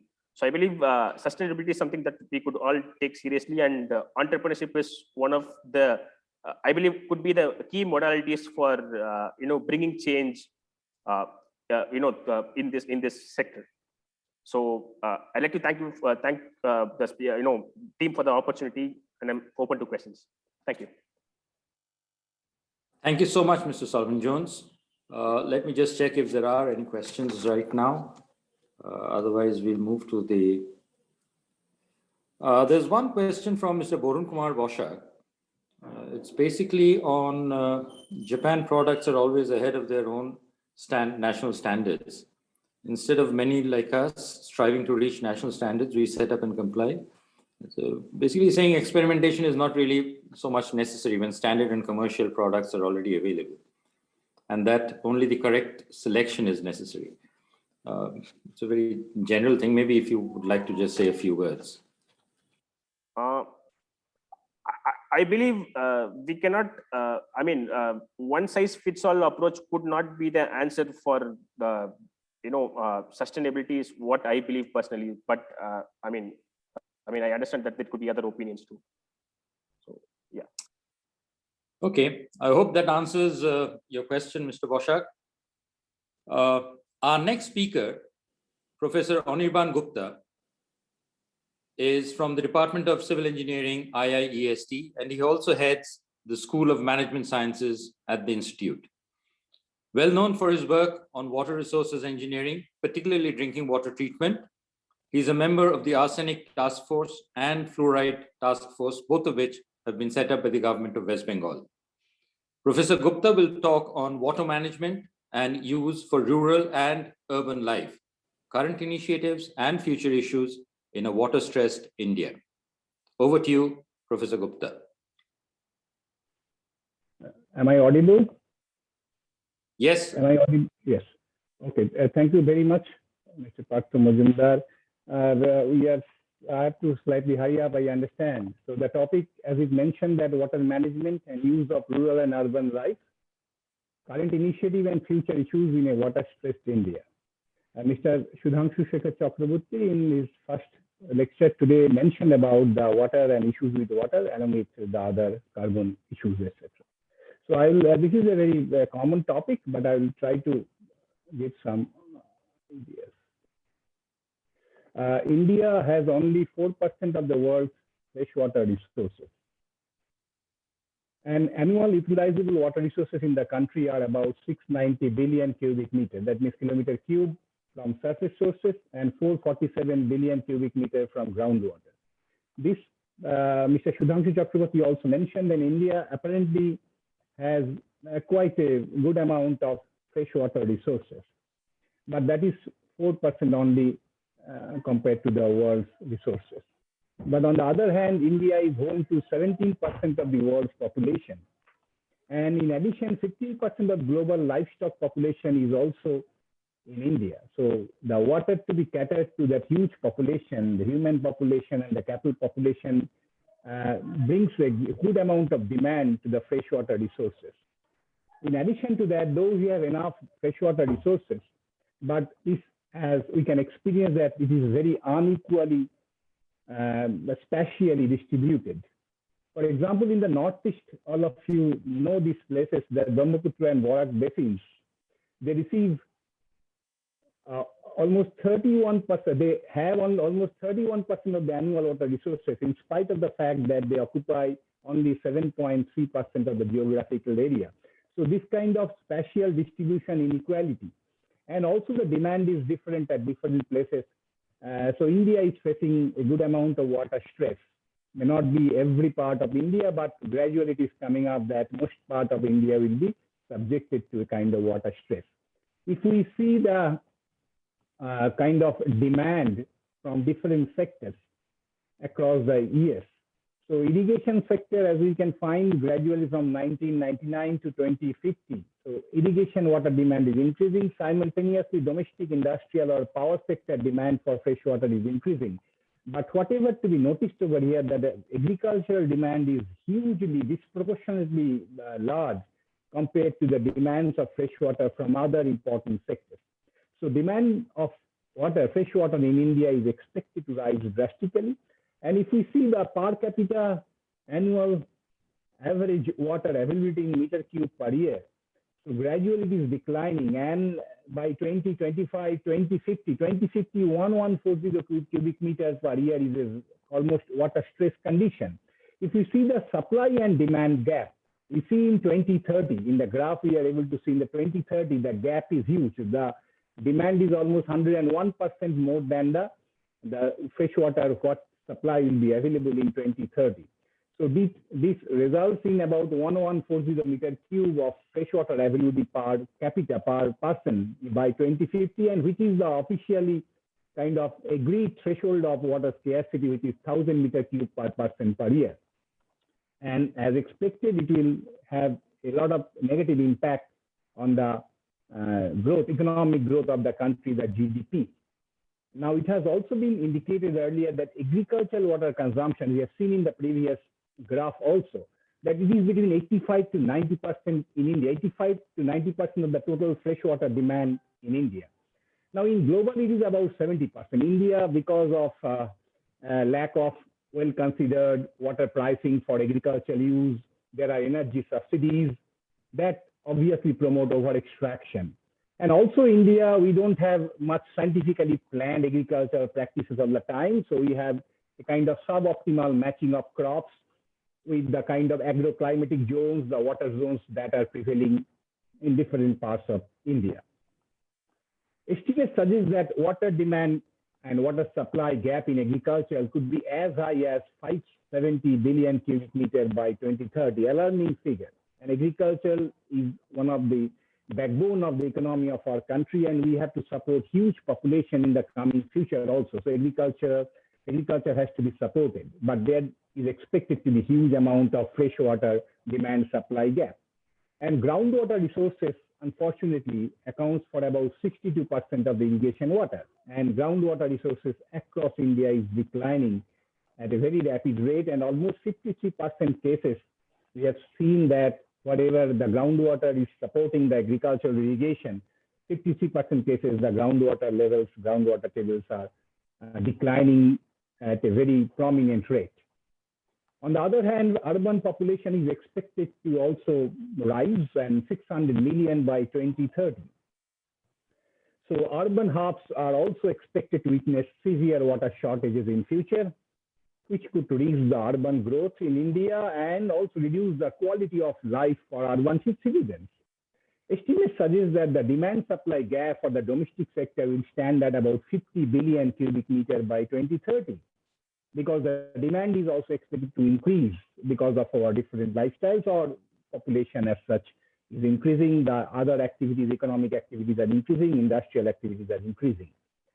Groundwater is a major source of water in our country, major source of fresh water in our country, with 85% of the population is almost dependent on that. If we see the public water supply schemes, about 8,56,000 are groundwater based, whereas 1,18,000 are surface water based public water supply, and there are about 19,000 public water supply schemes of the government in different states are catered by other sources, maybe spring, etc. So groundwater dependence is huge, and we always find that groundwater is overexploited, and central groundwater board data suggests that about 60% of our districts in India face groundwater overexploitation. And India, the about 251 billion cubic meter annual groundwater extraction rate. So it means that our country is the world's biggest consumer of groundwater. Country basis, we are the biggest consumer of groundwater. So huge reliance on groundwater, and we have to replenish the source with right earnest. Climate change and increasing climate variability has been discussed earlier also by the first speaker, are predicted to increase the water stress. And droughts have been reported in India at least once in every 3 years in the last 5 decades. So gradually it's increasing the frequency. The number of people annually affected by drought in India was estimated to be 17.5 million for the period between, let's say, about 20 years period. So the climate variability, the climate change is making the water scarcity more intense, with dry areas tending to become drier, and such water stress are already affecting the already stressed areas, water stressed areas of India. So water shortage is not only affecting the agriculture, not only affecting the domestic supply, it is also impacting the industries in a huge way. Worst affected industries may be the water intensive sectors like food and beverage, textiles, papers, pulp and paper industries. So they contribute to huge amount of GDP of India, but many of these industries are really facing water shortage. And on the other hand, the economy is also getting affected in a way that our banking sector, many of the portfolios of our banking sector are agriculture related. So they are encroaching high amount of operational water risk in agriculture and related fields. I can mention you that, for example, India earns a good amount of foreign exchange by exporting, let's say, basmati rice. And all rice varieties are water intensive crops. And we export almost 35 to 40 lakh tons of basmati every year. And that essentially means that more than 10 trillion liters of embedded or virtual water is going to our export to feed other country population. So some argument also comes, should we go on exporting this for GDP growth, or should we use that amount of water, embedded water, which is going out of the country to produce other crops like wheat or millet, which has much less or smaller water requirements. So these are the kind of economic impact that we are going to see. And we'll see that the water stress is also going to affect GDP in many other ways. For example, the thermal power plant, the backbone of India's energy security. At least 40% of India's thermal power plants are in water scarce region, and they all are gradually facing the problem of water shortages. 14 of the India's 20 largest thermal power utilities faced at least one shutdown between 2013 and 2016 due to water scarcity. So therefore, considering the situation, the Ministry of Environment, Forest and Climate Change also now stipulated that what can be the mandatory limit of their water consumption by the thermal power plant, because they are a huge freshwater users. So these are the economic impacts from industry, from power sector, etc. But water stress is also leading to desertification and expansion of arid region. But this is having unfortunately a two-way relationship. Extensive groundwater extraction contributes to loss of vegetation cover, as we can understand, which eventually leads to desertification. Increasing the desertification and land degradation diminishes the green cover, and once green cover is reduced, it reduces the land's capacity to recharge groundwater, hold the water for longer time so that groundwater is recharged. So gradually that area, especially in the periphery of the urban cities, will be converted into arid regions, And there is a pervasive interest also that promotes that, because once the area is converted to arid region, no more agriculture, it is more easy to convert that area for other infrastructure or for construction projects than for fertile agricultural land.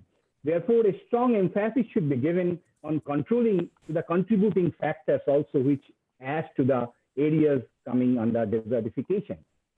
So accessing drinking water continues to be a problem, as I understand, as we mentioned, that because of volume, the quantity, but the safety of the water is also challenging. Almost 50% of all the blocks are facing some kind of water quality related issues. Unfortunately, only about 43–44% of the total sewage generated is getting treated in the sewage treatment plants across the country. And among them also only 75% of the operational capacity are being utilized, because the conveyance infrastructure, the sewer lines are not really in place. And as we know that India's population is one of the largest consumer of the unregulated pharmaceuticals and antibiotics, and unfortunately the traces of these antibiotics, the antibiotic resistant organisms are more and more being tested in the surface water, the natural water in all states of India. Water quality monitoring are being stressed by the government. There are different state level labs are being developed and many samples are being tested. I'm not going to that, but government attention has been drawn to the quality aspects also, and it is taking up own initiative of water quality monitoring and surveillance kind of program across the country. But on the other hand, it is possible to store about 214 billion cubic meter of surplus monsoon runoff into groundwater reservoirs, but it needs certain innovative approaches.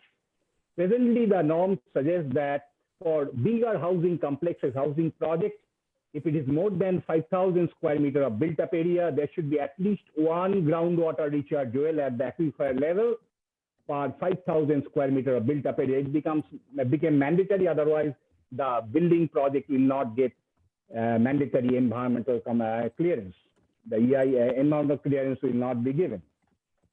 Also, government has taken up with the aid of World Bank, Atol Bhujal Yojana, where community participation as well as other innovative approaches are put together to augment the groundwater resources. In different states of India, some of them are listed here, there are programs where rainfall runoff should be stored, and that will help in not only groundwater recharge, but also will help in the irrigation demand also. But as it was mentioned earlier, demand side management is important. And for demand side management, I can give you an example of Punjab. They took up a program in limited way in Jalandhar and I think Panipat area, Pani Bachao, not Panipat is in Haryana, but Jalandhar and somewhere else, Pani Bachao and Paise Kamao. It was mentioned that for many of our irrigation practices, unnecessary huge amount of water is being wasted. So in Punjab, they have put a fixed quota of electricity, that this many units of electricity you can consume per month.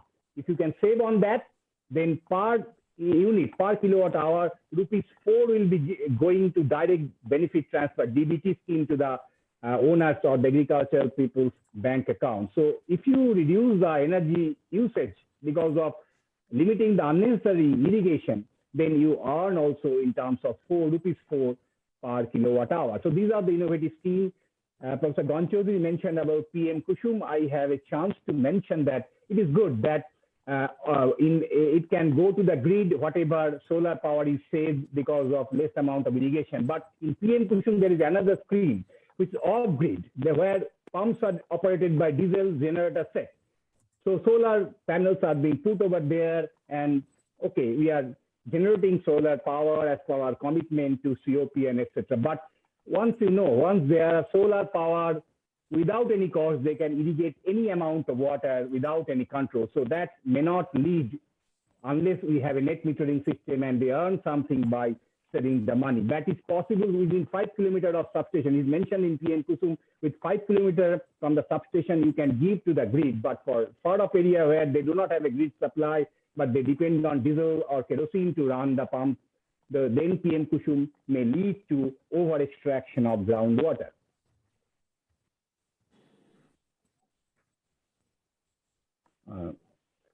Now, government is also promoting the Ministry of Environment and Forest that the industry should go for zero liquid discharge so that their freshwater demand and withdrawal is reduced.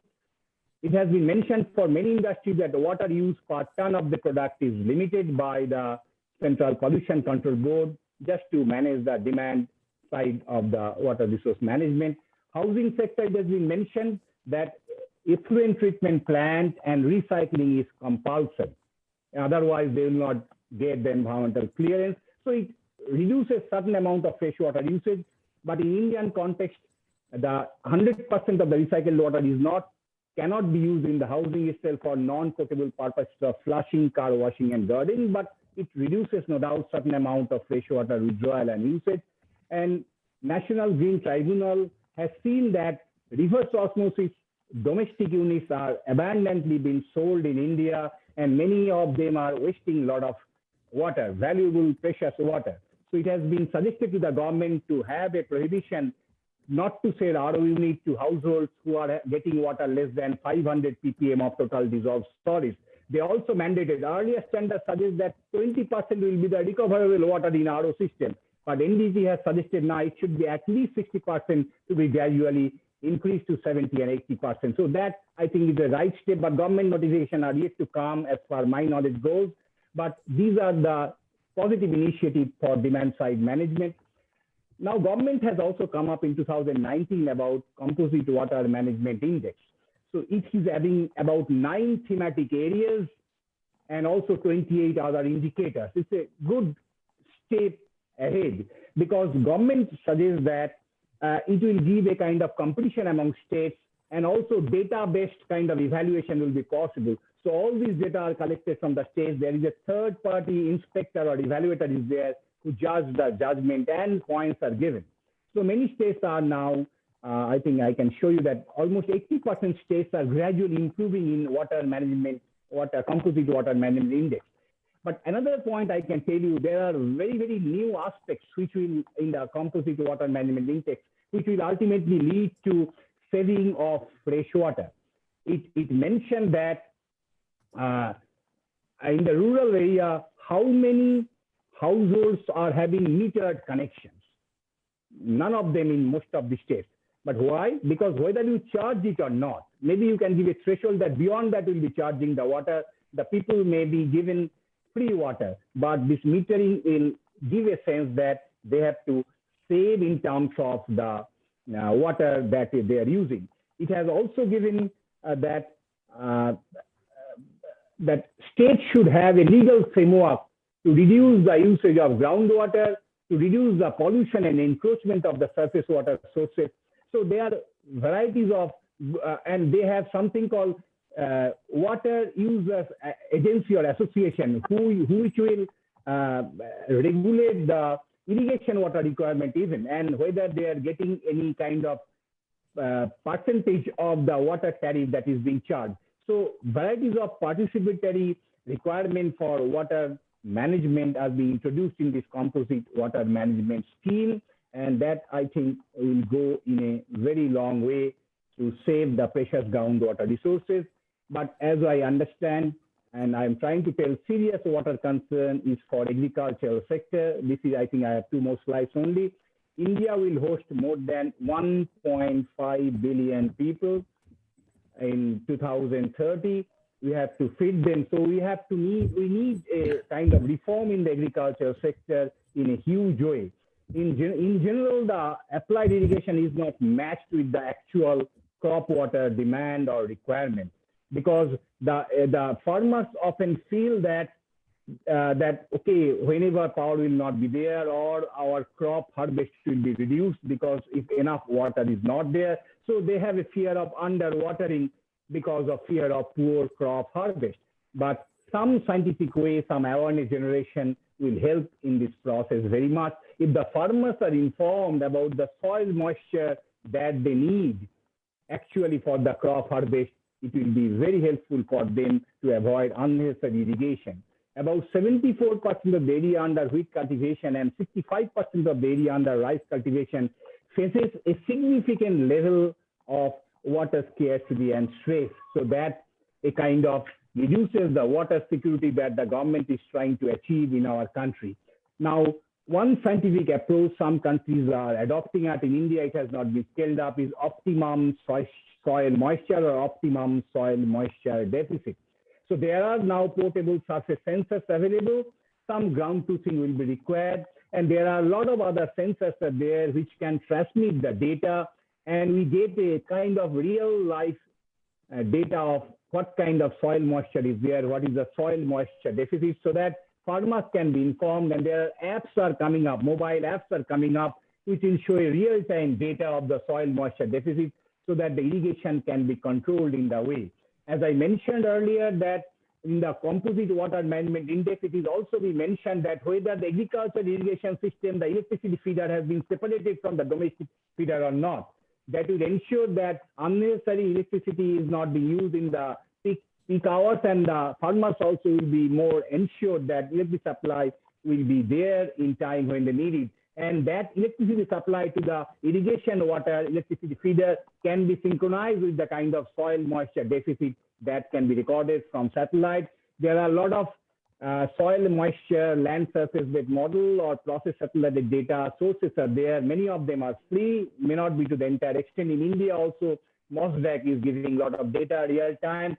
So this can be synchronized with some app or some kind of information dissemination to the farmers so that they can decide about the optimum soil moisture content, avoiding unnecessary water usage, avoiding unnecessary power consumption. And that, I think, will go in a long way, in a scientific way, to reduce the agricultural water usage, and that will reduce the water stress in our country, which consumes agriculture about 85% of the freshwater resources in our country. Thank you very much for your patient hearing. Thank you.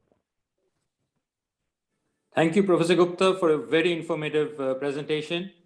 A lot of data, a lot of insights, but one thing that sticks in my mind at least is your example of basmati rice. So that was interesting. Our next speaker is Dr. Kollan Rudro, Chairman, West Bengal Pollution Control Board and Chairman, Sundarbans Development Board. His academic background is geography, and he has specialized on rivers and water management. He has worked with the International Union for Conservation of Energy and has also authored several books on major Indian rivers and the Sundarbans. I request Dr. Rudra to kindly enlighten us on climate change and the changing coastline of Bengal. Over to you, Dr. Rudra. Thank you, Professor Majumder.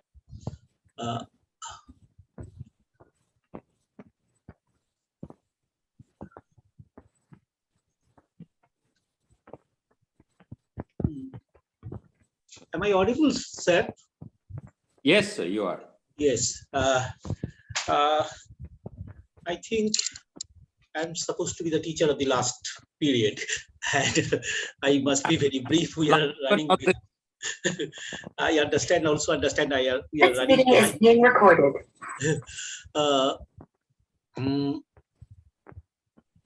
Just a minute. Yes. My topic I have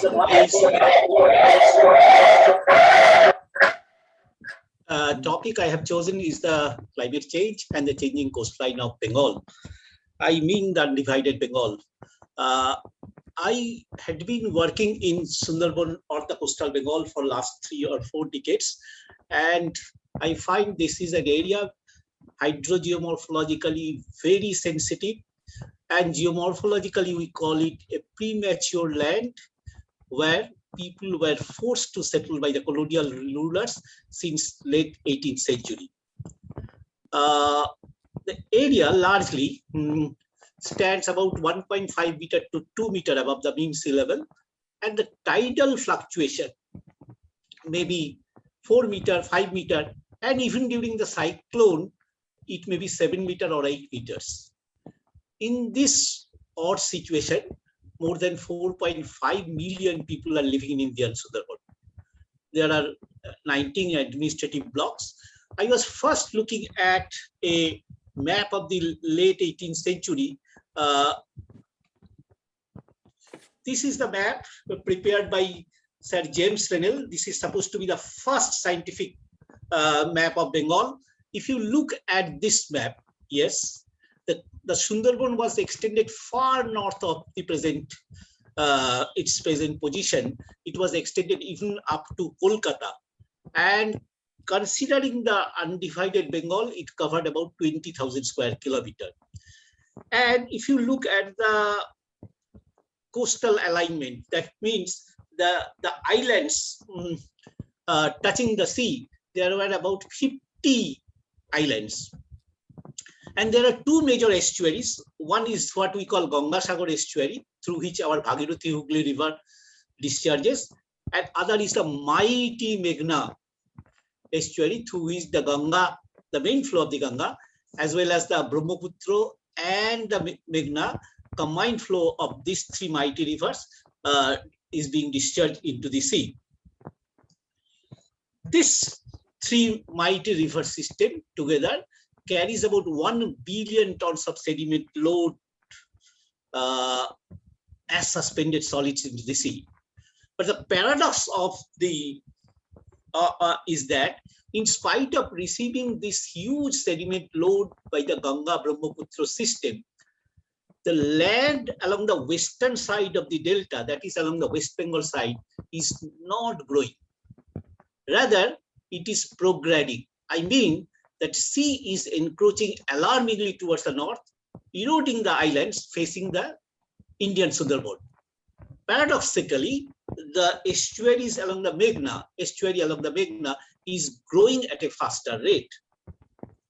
I was comparing the multi-dated maps and satellite images to appreciate how this landscape has changed and what was the role of the climate change, as well as cyclones and the human intervention.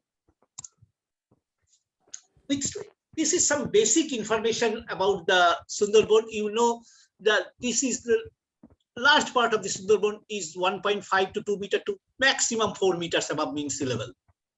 The cyclonic storm surge may be 6 to 7 meters or even more. The last one, the Yas, which attacked the Indian Sundarban on 26th of May, the normal high tide line at Sagor was 7.5 meters. I will go to that point subsequently. The littoral tract, what we call geomorphologically, is a region where fluvial, that is riverine, as well as marine land building processes are juxtaposed. The colonial rulers reclaimed 54 islands since late 18th century, and entire western part of the Sundarban was deforested. And they embanked those rivers, which used to spill up during the high tide, and used to reduce during the low tide, creating or rendering an opportunity of the intertidal space to receive the sediment load almost every day twice. Thus the land building was going on, but when these creeks were embanked on both banks, the normal sediment dispersal mechanism was interrupted, and rivers were compelled to deposit the sediment load, reducing its cross-sectional area as well as water holding capacity, and gradually going up.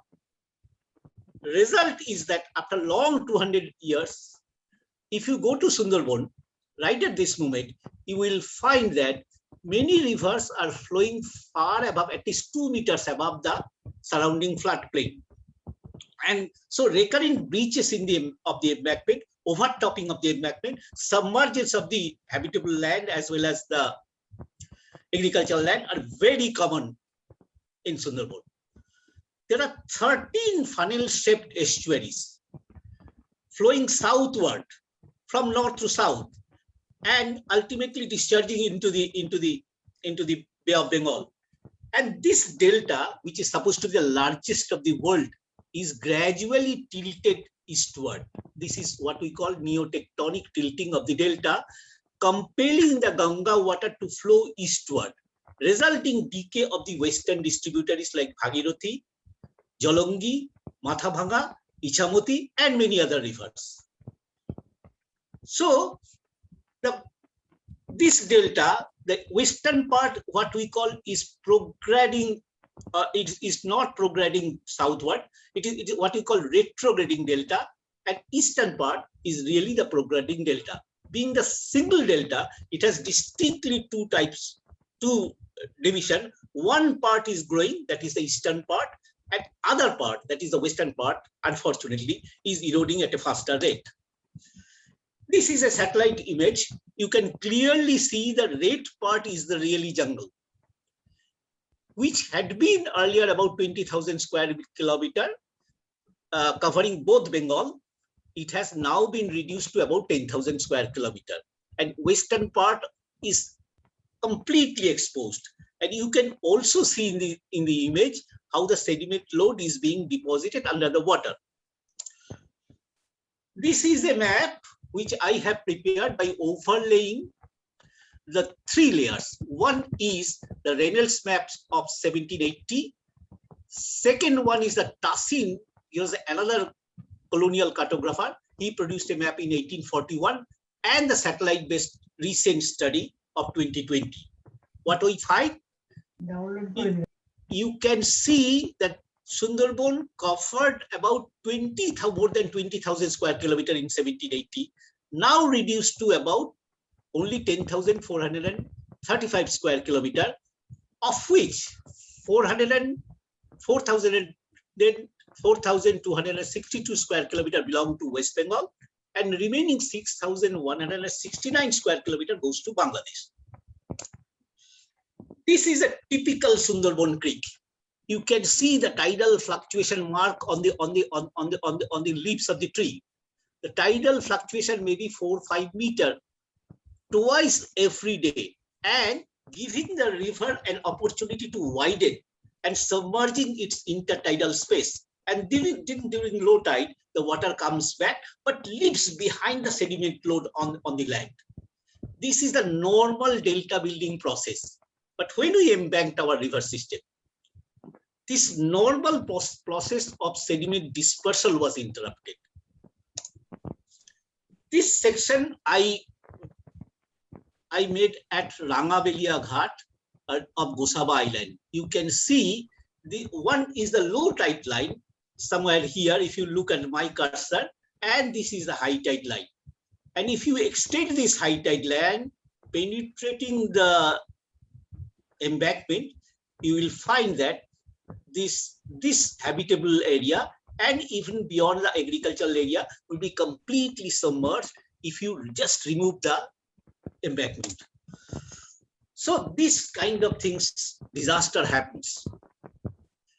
It often breaches because 90% of the embankment in Sundarban are earthen embankment. Sometimes some brick paving are done, but it overtops, it breaches, it collapses, threatening the life and livelihood of the many people. And since the water in Sundarban is highly saline, whenever the agricultural land is submerged, it leaves behind residual salinity on the topsoil, making the land non-productive. And this compels large-scale human migration, what I have seen after Ayla and subsequent cyclones. Why is these things happening this way? If you look at the climate change issues, the tropical Indian Ocean, the sea surface temperature, if you observe, it has warmed by more than 1 degree since 1950, while global sea surface temperature has increased about 0.65 degrees centigrade. The Bay of Bengal sea surface temperature is increasing at the rate of 5.5 degrees centigrade per decade, while globally observed SST warming is only 0.6 degrees centigrade. That means Bay of Bengal water is warming more than 8 times, at the rate of more than 8 times. The sea level is rising. Yes, no doubt, globally it is rising. And if you go through the last report of the IPCC, it says it is rising at the rate of 3.6 millimeter per year. But as we observed in Sundarban, there is another complex problem. That is, our land is subsiding at the rate of about 2.9 millimeter. So clubbing together 3.6 millimeter of sea level rise and subsidence of land at the rate of 2.9 millimeter, the effective sea level rise is nearly 7 millimeter per year. And this gradual warming of the water gives the opportunity of more and more cyclone formation. We observed Ayla in 2009. If my memory serves me right, it was 25th May 2009. Subsequently, for about a decade, there was no major cyclone devastating Sundarban. But since 2019, we observed Bulbul, Amphan in 2020, and Yas in 2021. So 3 major cyclones devastating within a span of about 18-19 months. I was just looking at the database of the Port Trust and IMD. Look at this. When Ayla, whenever the cyclonic landform time and the high tide time synchronizes, the disaster is maximum. You look at this. When Ayla came, it was a severe cyclone. The high tide line at Sagor was 4.2 meter. Subsequently, when Bulbul came, it was a severe cyclone. The tidal level was 4.7 meter. And when Amphan came, it was 4.6 meters. That means high tide normally remained between 4 to 4.5, 4.6 meter above mid-sea level. But when Yas came, look at this. It was 7.5 meter. And, sorry, it was 7.5 meter. And wind speed was 130 to 140 kilometer. And that submerged the entire Digha and Sundarban. The wonderful thing, I had been to Ghoramara, I had been to Sagor, the entire area was submerged under water of about 1 to 2 meters. So whenever the high tide line and the cyclonic landform synchronizes, the disaster is maximum in Sundarban. But it is the rule of the nature. We have nothing to do. We will have to find out the survival mechanism. I was just comparing the multi-dated maps, how Sagor Island, which is being reduced gradually. Even the famous Kapil Muni temple is at peril. When I overlaid the map, several maps, starting from 1780 down to 2020, I find the sea has encroached by about 8 kilometers near Sagor Island. And this present Kapil Muni temple is supposed to be the 4th one. Someone says it is 7th, sorry, 5th or 6th, like that. But no doubt about that, that it is a retreating coast. And I just compare. There is one map published by Survey of India in 1917. This is the first topographical sheet.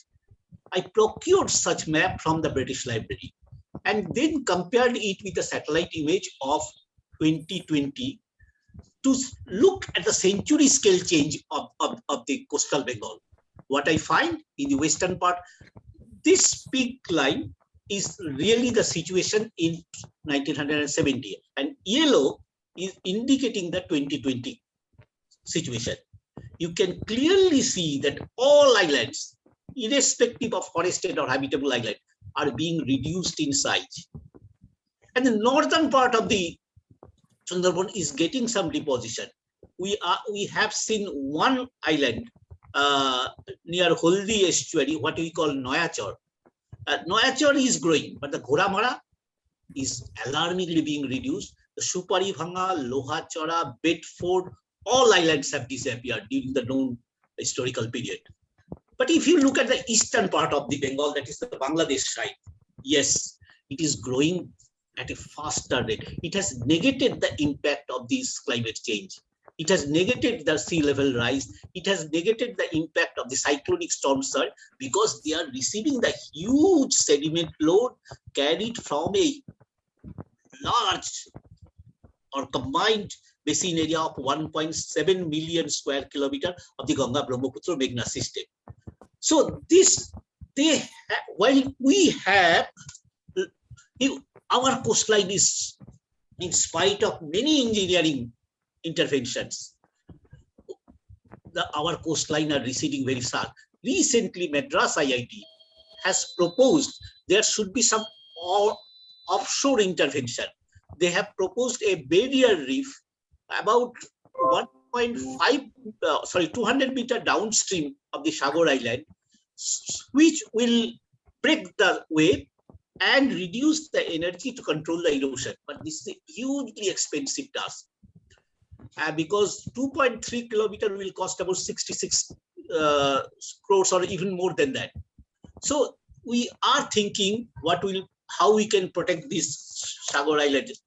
You can see the large number of people are being displaced every year. You can see this is his name, the person standing is Ayub Khan. I took this photograph from southern part of the Gonchaudhuri. He is one of the representative of the refugees who should be termed as climate refugees, who are being displaced almost every year. So this is a very serious challenge of the Indian Sundarban. After the years, government of West Bengal constituted a committee with 24 experts. I was requested to be the chairman of the committee. The 24 experts consulting many issues of Sundarban, they have suggested that our embankment needs to be protected with biogeotextile, and then a vegetative cover should be given both in front and in the backward side of the island. So this will give an additional strength because the concrete embankment is a popular demand, but it is hugely expensive. So it is beyond the capacity of the state government sometimes to concretize all the embankment. Second issue is that if we really make concrete embankment, this does not resist the overtopping. So overtopping is a more serious issue. In the coastal tract, we have proposed two parallel dikes, one along the high tide line and another beyond about 500 meters beyond that. According to CRZ regulation, this should be declared as no construction zone because this is CRZ 1. And we have also proposed vegetative shield, both in front and in the leeward side of the embankment. So this may reduce the intensity of the erosion and protect the island to some extent. I don't assure that this will totally stop the erosion, but this can reduce the intensity of the erosion. So this seems to be my last slide. In absence of forest cover in West Bengal coast, we find frequent storm surge are attacking the island and reducing its size. The embankment does not allow the normal sediment dispersal mechanism. So we should think something to render back the river its intertidal space so that it can widen and leave behind the sediment load. Sundarban has a very old archaeological sites, but since frequent earthquake and subsidence of land has caused decline of that civilization. Increasing intensity of the cyclonic storm and sea level rise is a most serious challenge. This is combined with the subsidence of land and GBM Delta, Ganga Brahmaputra Meghna Delta, in spite of having influx of 1 billion tons of sediment load carried by the Ganga Brahmaputra, the western part is not growing. We have lost so far 250 square kilometers of land, while Bangladesh has gained about 510 square kilometer land. So really, we are in a difficult situation. I believe that IIEST is a premier institute of India.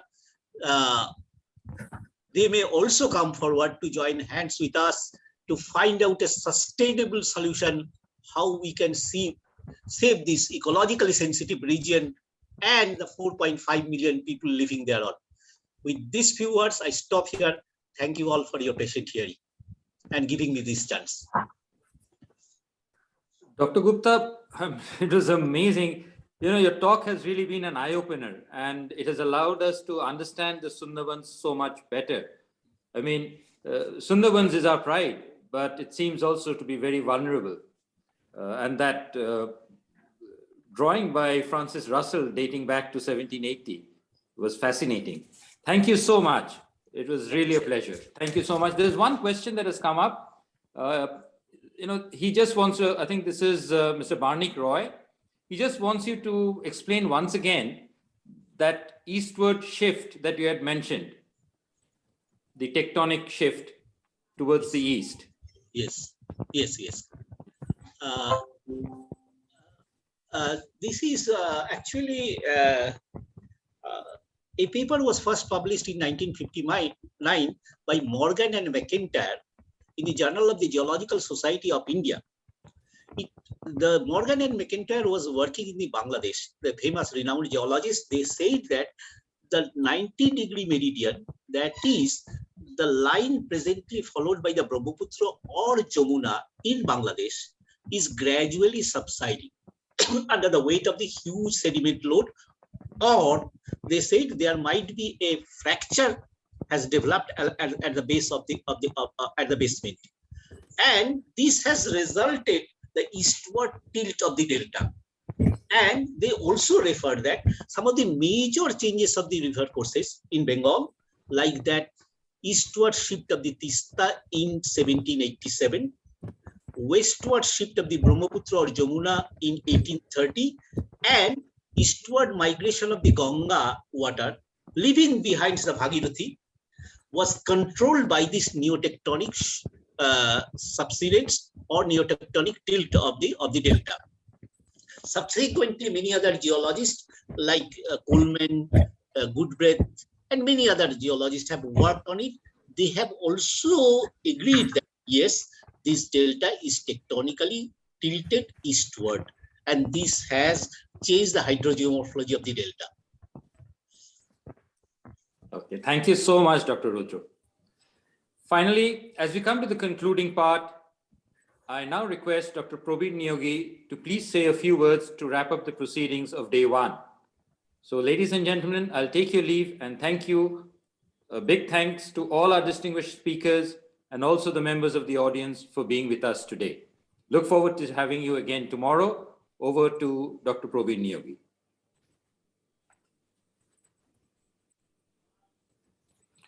You need to unmute. Dr. Neogi, you need to unmute. Good evening, ladies and gentlemen. It's my task to bring this first day webinar to a close. However, I noticed that Dr. Arup Bhattacharyya is with us, and after my remarks, I would request him, if time permits, to say a few words which he had intended to at the beginning of the session. I think we've been through a most informative session. I certainly learned a great deal. It reminds me of the days when I was once trained as a civil engineer in the old Bengal Engineering College.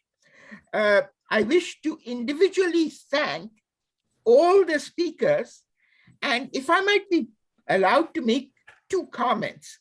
First, to Dr. Gonchaudhuri's concept, one sun, one world, one grade, I should point out that in the area of telecommunications and information technology, we take global telecommunications networks and global systems of communications like the internet for granted. For instance, if I didn't tell you, would you know that I'm speaking to you from Ottawa in Canada?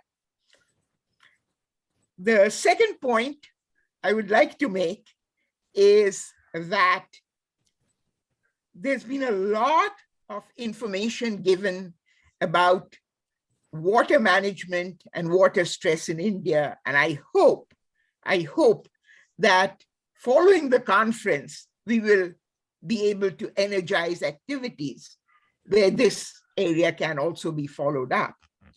Finally, before turning the floor over to Dr. Arup Bhattacharyya, I would like to be allowed to make this last point.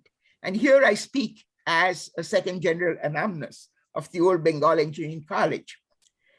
To any of my young friends who are currently students at IIST and are attending the webinar today, I point out to you that there are 3 alumni in attendance who I spotted, 3 alumni Professor Sudhangsu Shekhar Chakraborty, Professor Arun Deb, and Mr. Amitava Ghoshal, who graduated from our alma mater in 1957. I wish to recognize all three of them and thank them for their presence. That is all I have to say. I now turn it over to Dr. Arup Bhattacharya. Thank you, Prabir. Can you hear all of you? Can you hear me? Yes, we can. Yes, we hear you, Arup. Thank you. It has been a trying time this morning for me to get connected. I'm sorry for that, but I finally, with your help, I was able to. Let me compliment all of you for this wonderful session. Without naming specific names, I'm thankful and grateful to all of you for making this happen, and especially the speakers. I had the privilege to learn, hear some of you, and I'm very excited to chat with you afterwards and work with you. And especially, it was very, very educational to me to learn a lot of things about Sundarban, which has been always in my imagination, but never in reality. And I would love to speak with Dr. Rudra afterwards and chat with him and explore ideas.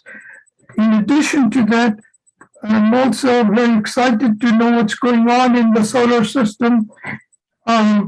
That was also highly educational to me to get the contemporary thinking from Dr. Santipada Gonchaudhuri, which was also highly educational to me. My great deal of thanks to you. Although I had prepared a little bit of presentation earlier, because of my problem with my systems and communications, I wasn't able to reach to you yet. But I'm happy that I'm finally be able to reach the audience. And I'm looking forward for tomorrow's session, where a lot of young, energetic participants should be there, and I expect them to be there. And I thank Arunda for all the wonderful advices. Partha, you did a great job putting this together, along with Anjana. My compliments to all of you. And I wish you all the best. And tomorrow I will speak briefly if I can take care of my systems properly in the beginning. And so without further ado, again, my thanks to all of you, all the audiences, all the speakers. It was a wonderful educational session, first day of webinar. And I wish to see more participants. There hasn't been that many this morning, but I hope and wish it will change tomorrow. Thank you so very much, and thank you, Partha, for a wonderful. Thank you so much, Dr. Bhattacharya. Dr. Rudra, if you're there, there are a couple of questions that have come in. So if you are available, I would just request you to quickly go through them. Yes, sir, I'm here. Okay. I would like to ask him a question too. Sure, sir. Oh, okay, yeah, I can see that you've mentioned. I thought you would. Okay. First is from Mr. Borun Kumar Boshak. He says, how about planting mangroves extensively? Number one, I heard you saying that deforestation was probably the root cause for our misfortunes. So he's talking about planting mangroves extensively. Mr. Biman Ghosh has asked about the role of different NGOs in addressing these issues. And of course, Dr. Bhattacharya will raise his own query. Thank you. Yes, sir. Mangrove plantation is an important issue, but again, the land is a very major problem.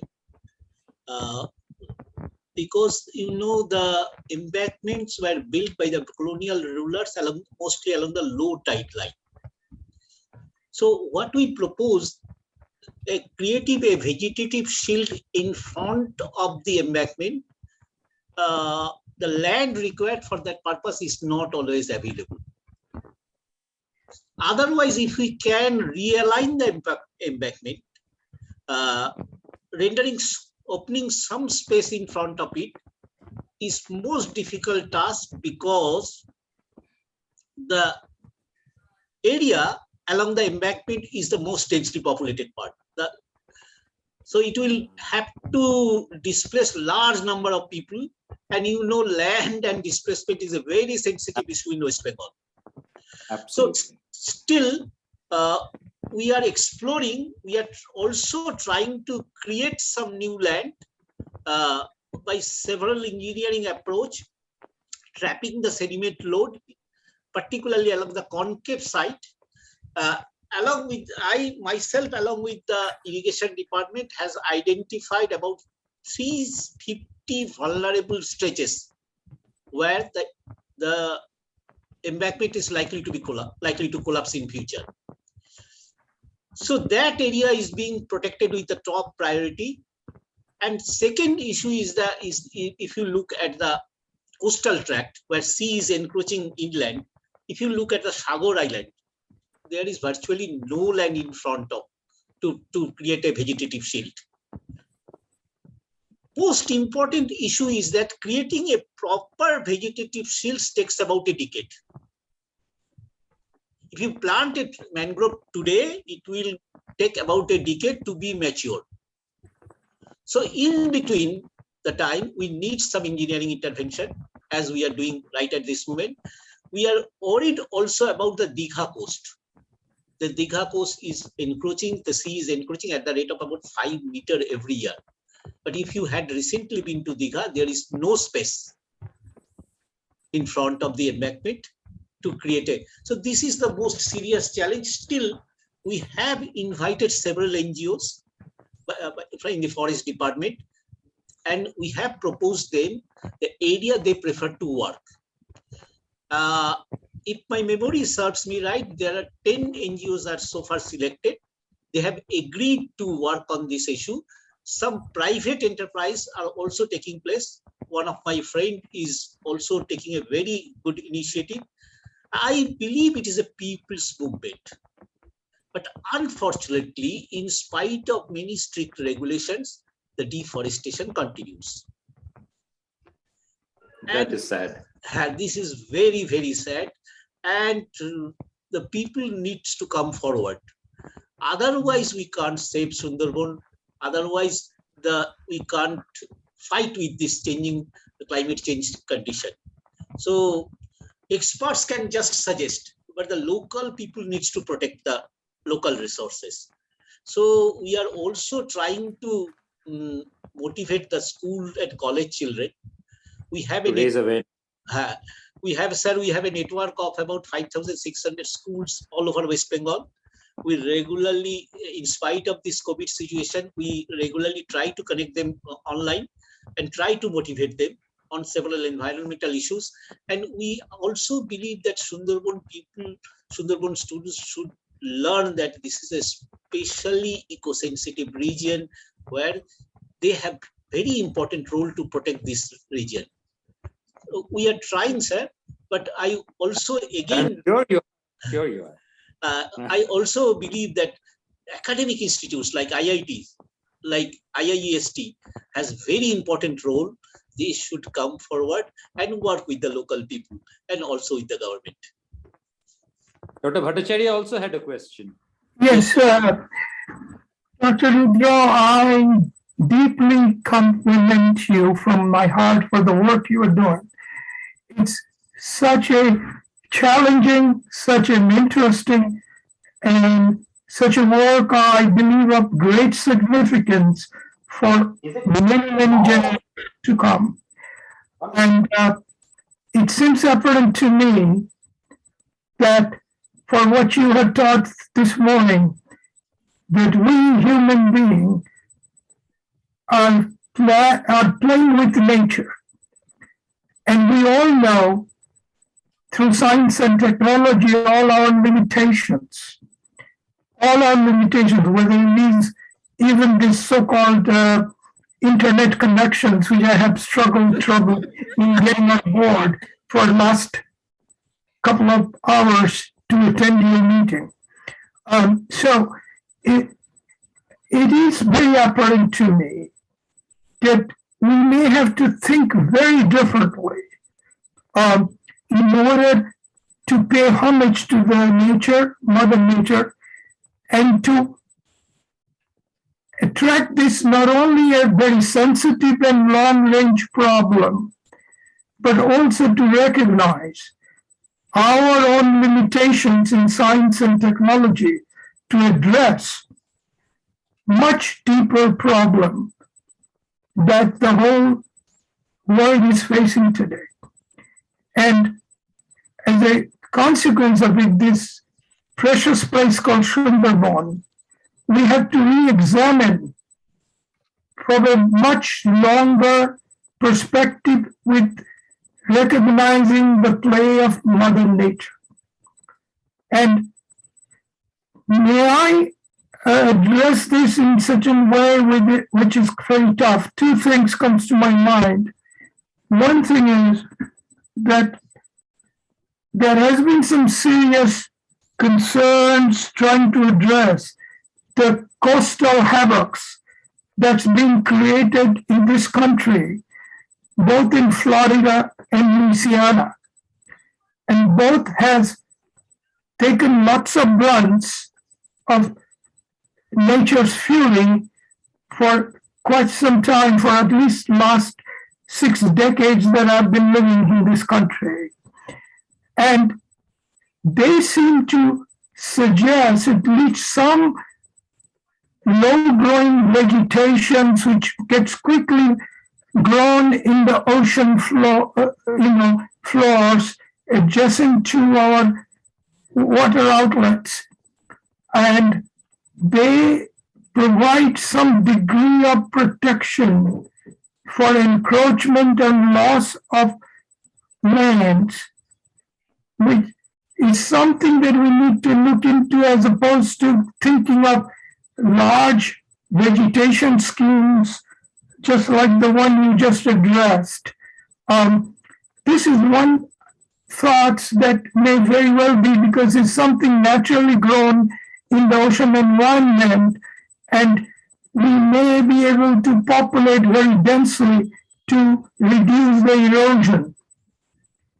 This is one possibility. The other one comes to my mind is that it appears to me that we can't use our standard schemes that we employ in the big metropolic environments, including what has been being done even in Florida to protect the ocean coming too close at extremely heavy expenses.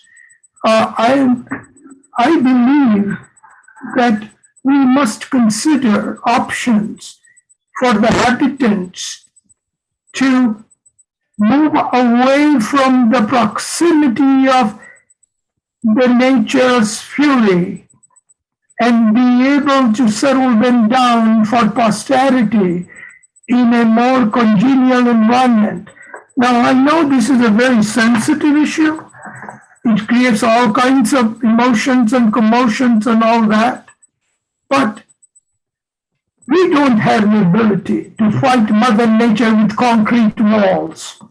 This has been clearly proven by all this 21st century technology by this country alone at incredible cost. We must be aware of these shortcomings. We have to have nature come back in the nature's way to handle these kind of difficult problems. And that's my perspective. And I am very thankful for your education.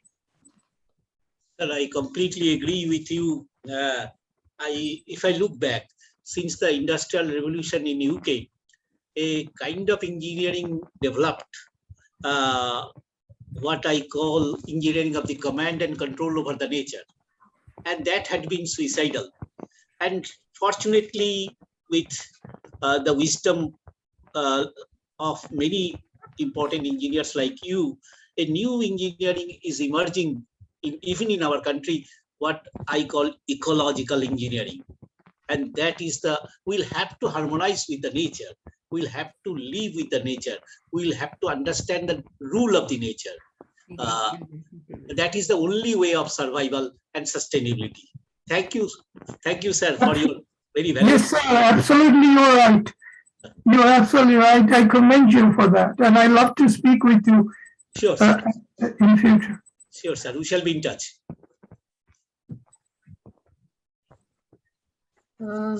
I don't see Partha here. I think we have come to the end of the session. With the permission of Arupda, Pravita, and other speakers, I would now want to declare this webinar closed for today, and we will again open tomorrow. Thank you, everybody. Thank you all. Excellent presentations and content, Anjana. Thanks to the entire team, and thanks to all the speakers. Excellent. You can stop the recording.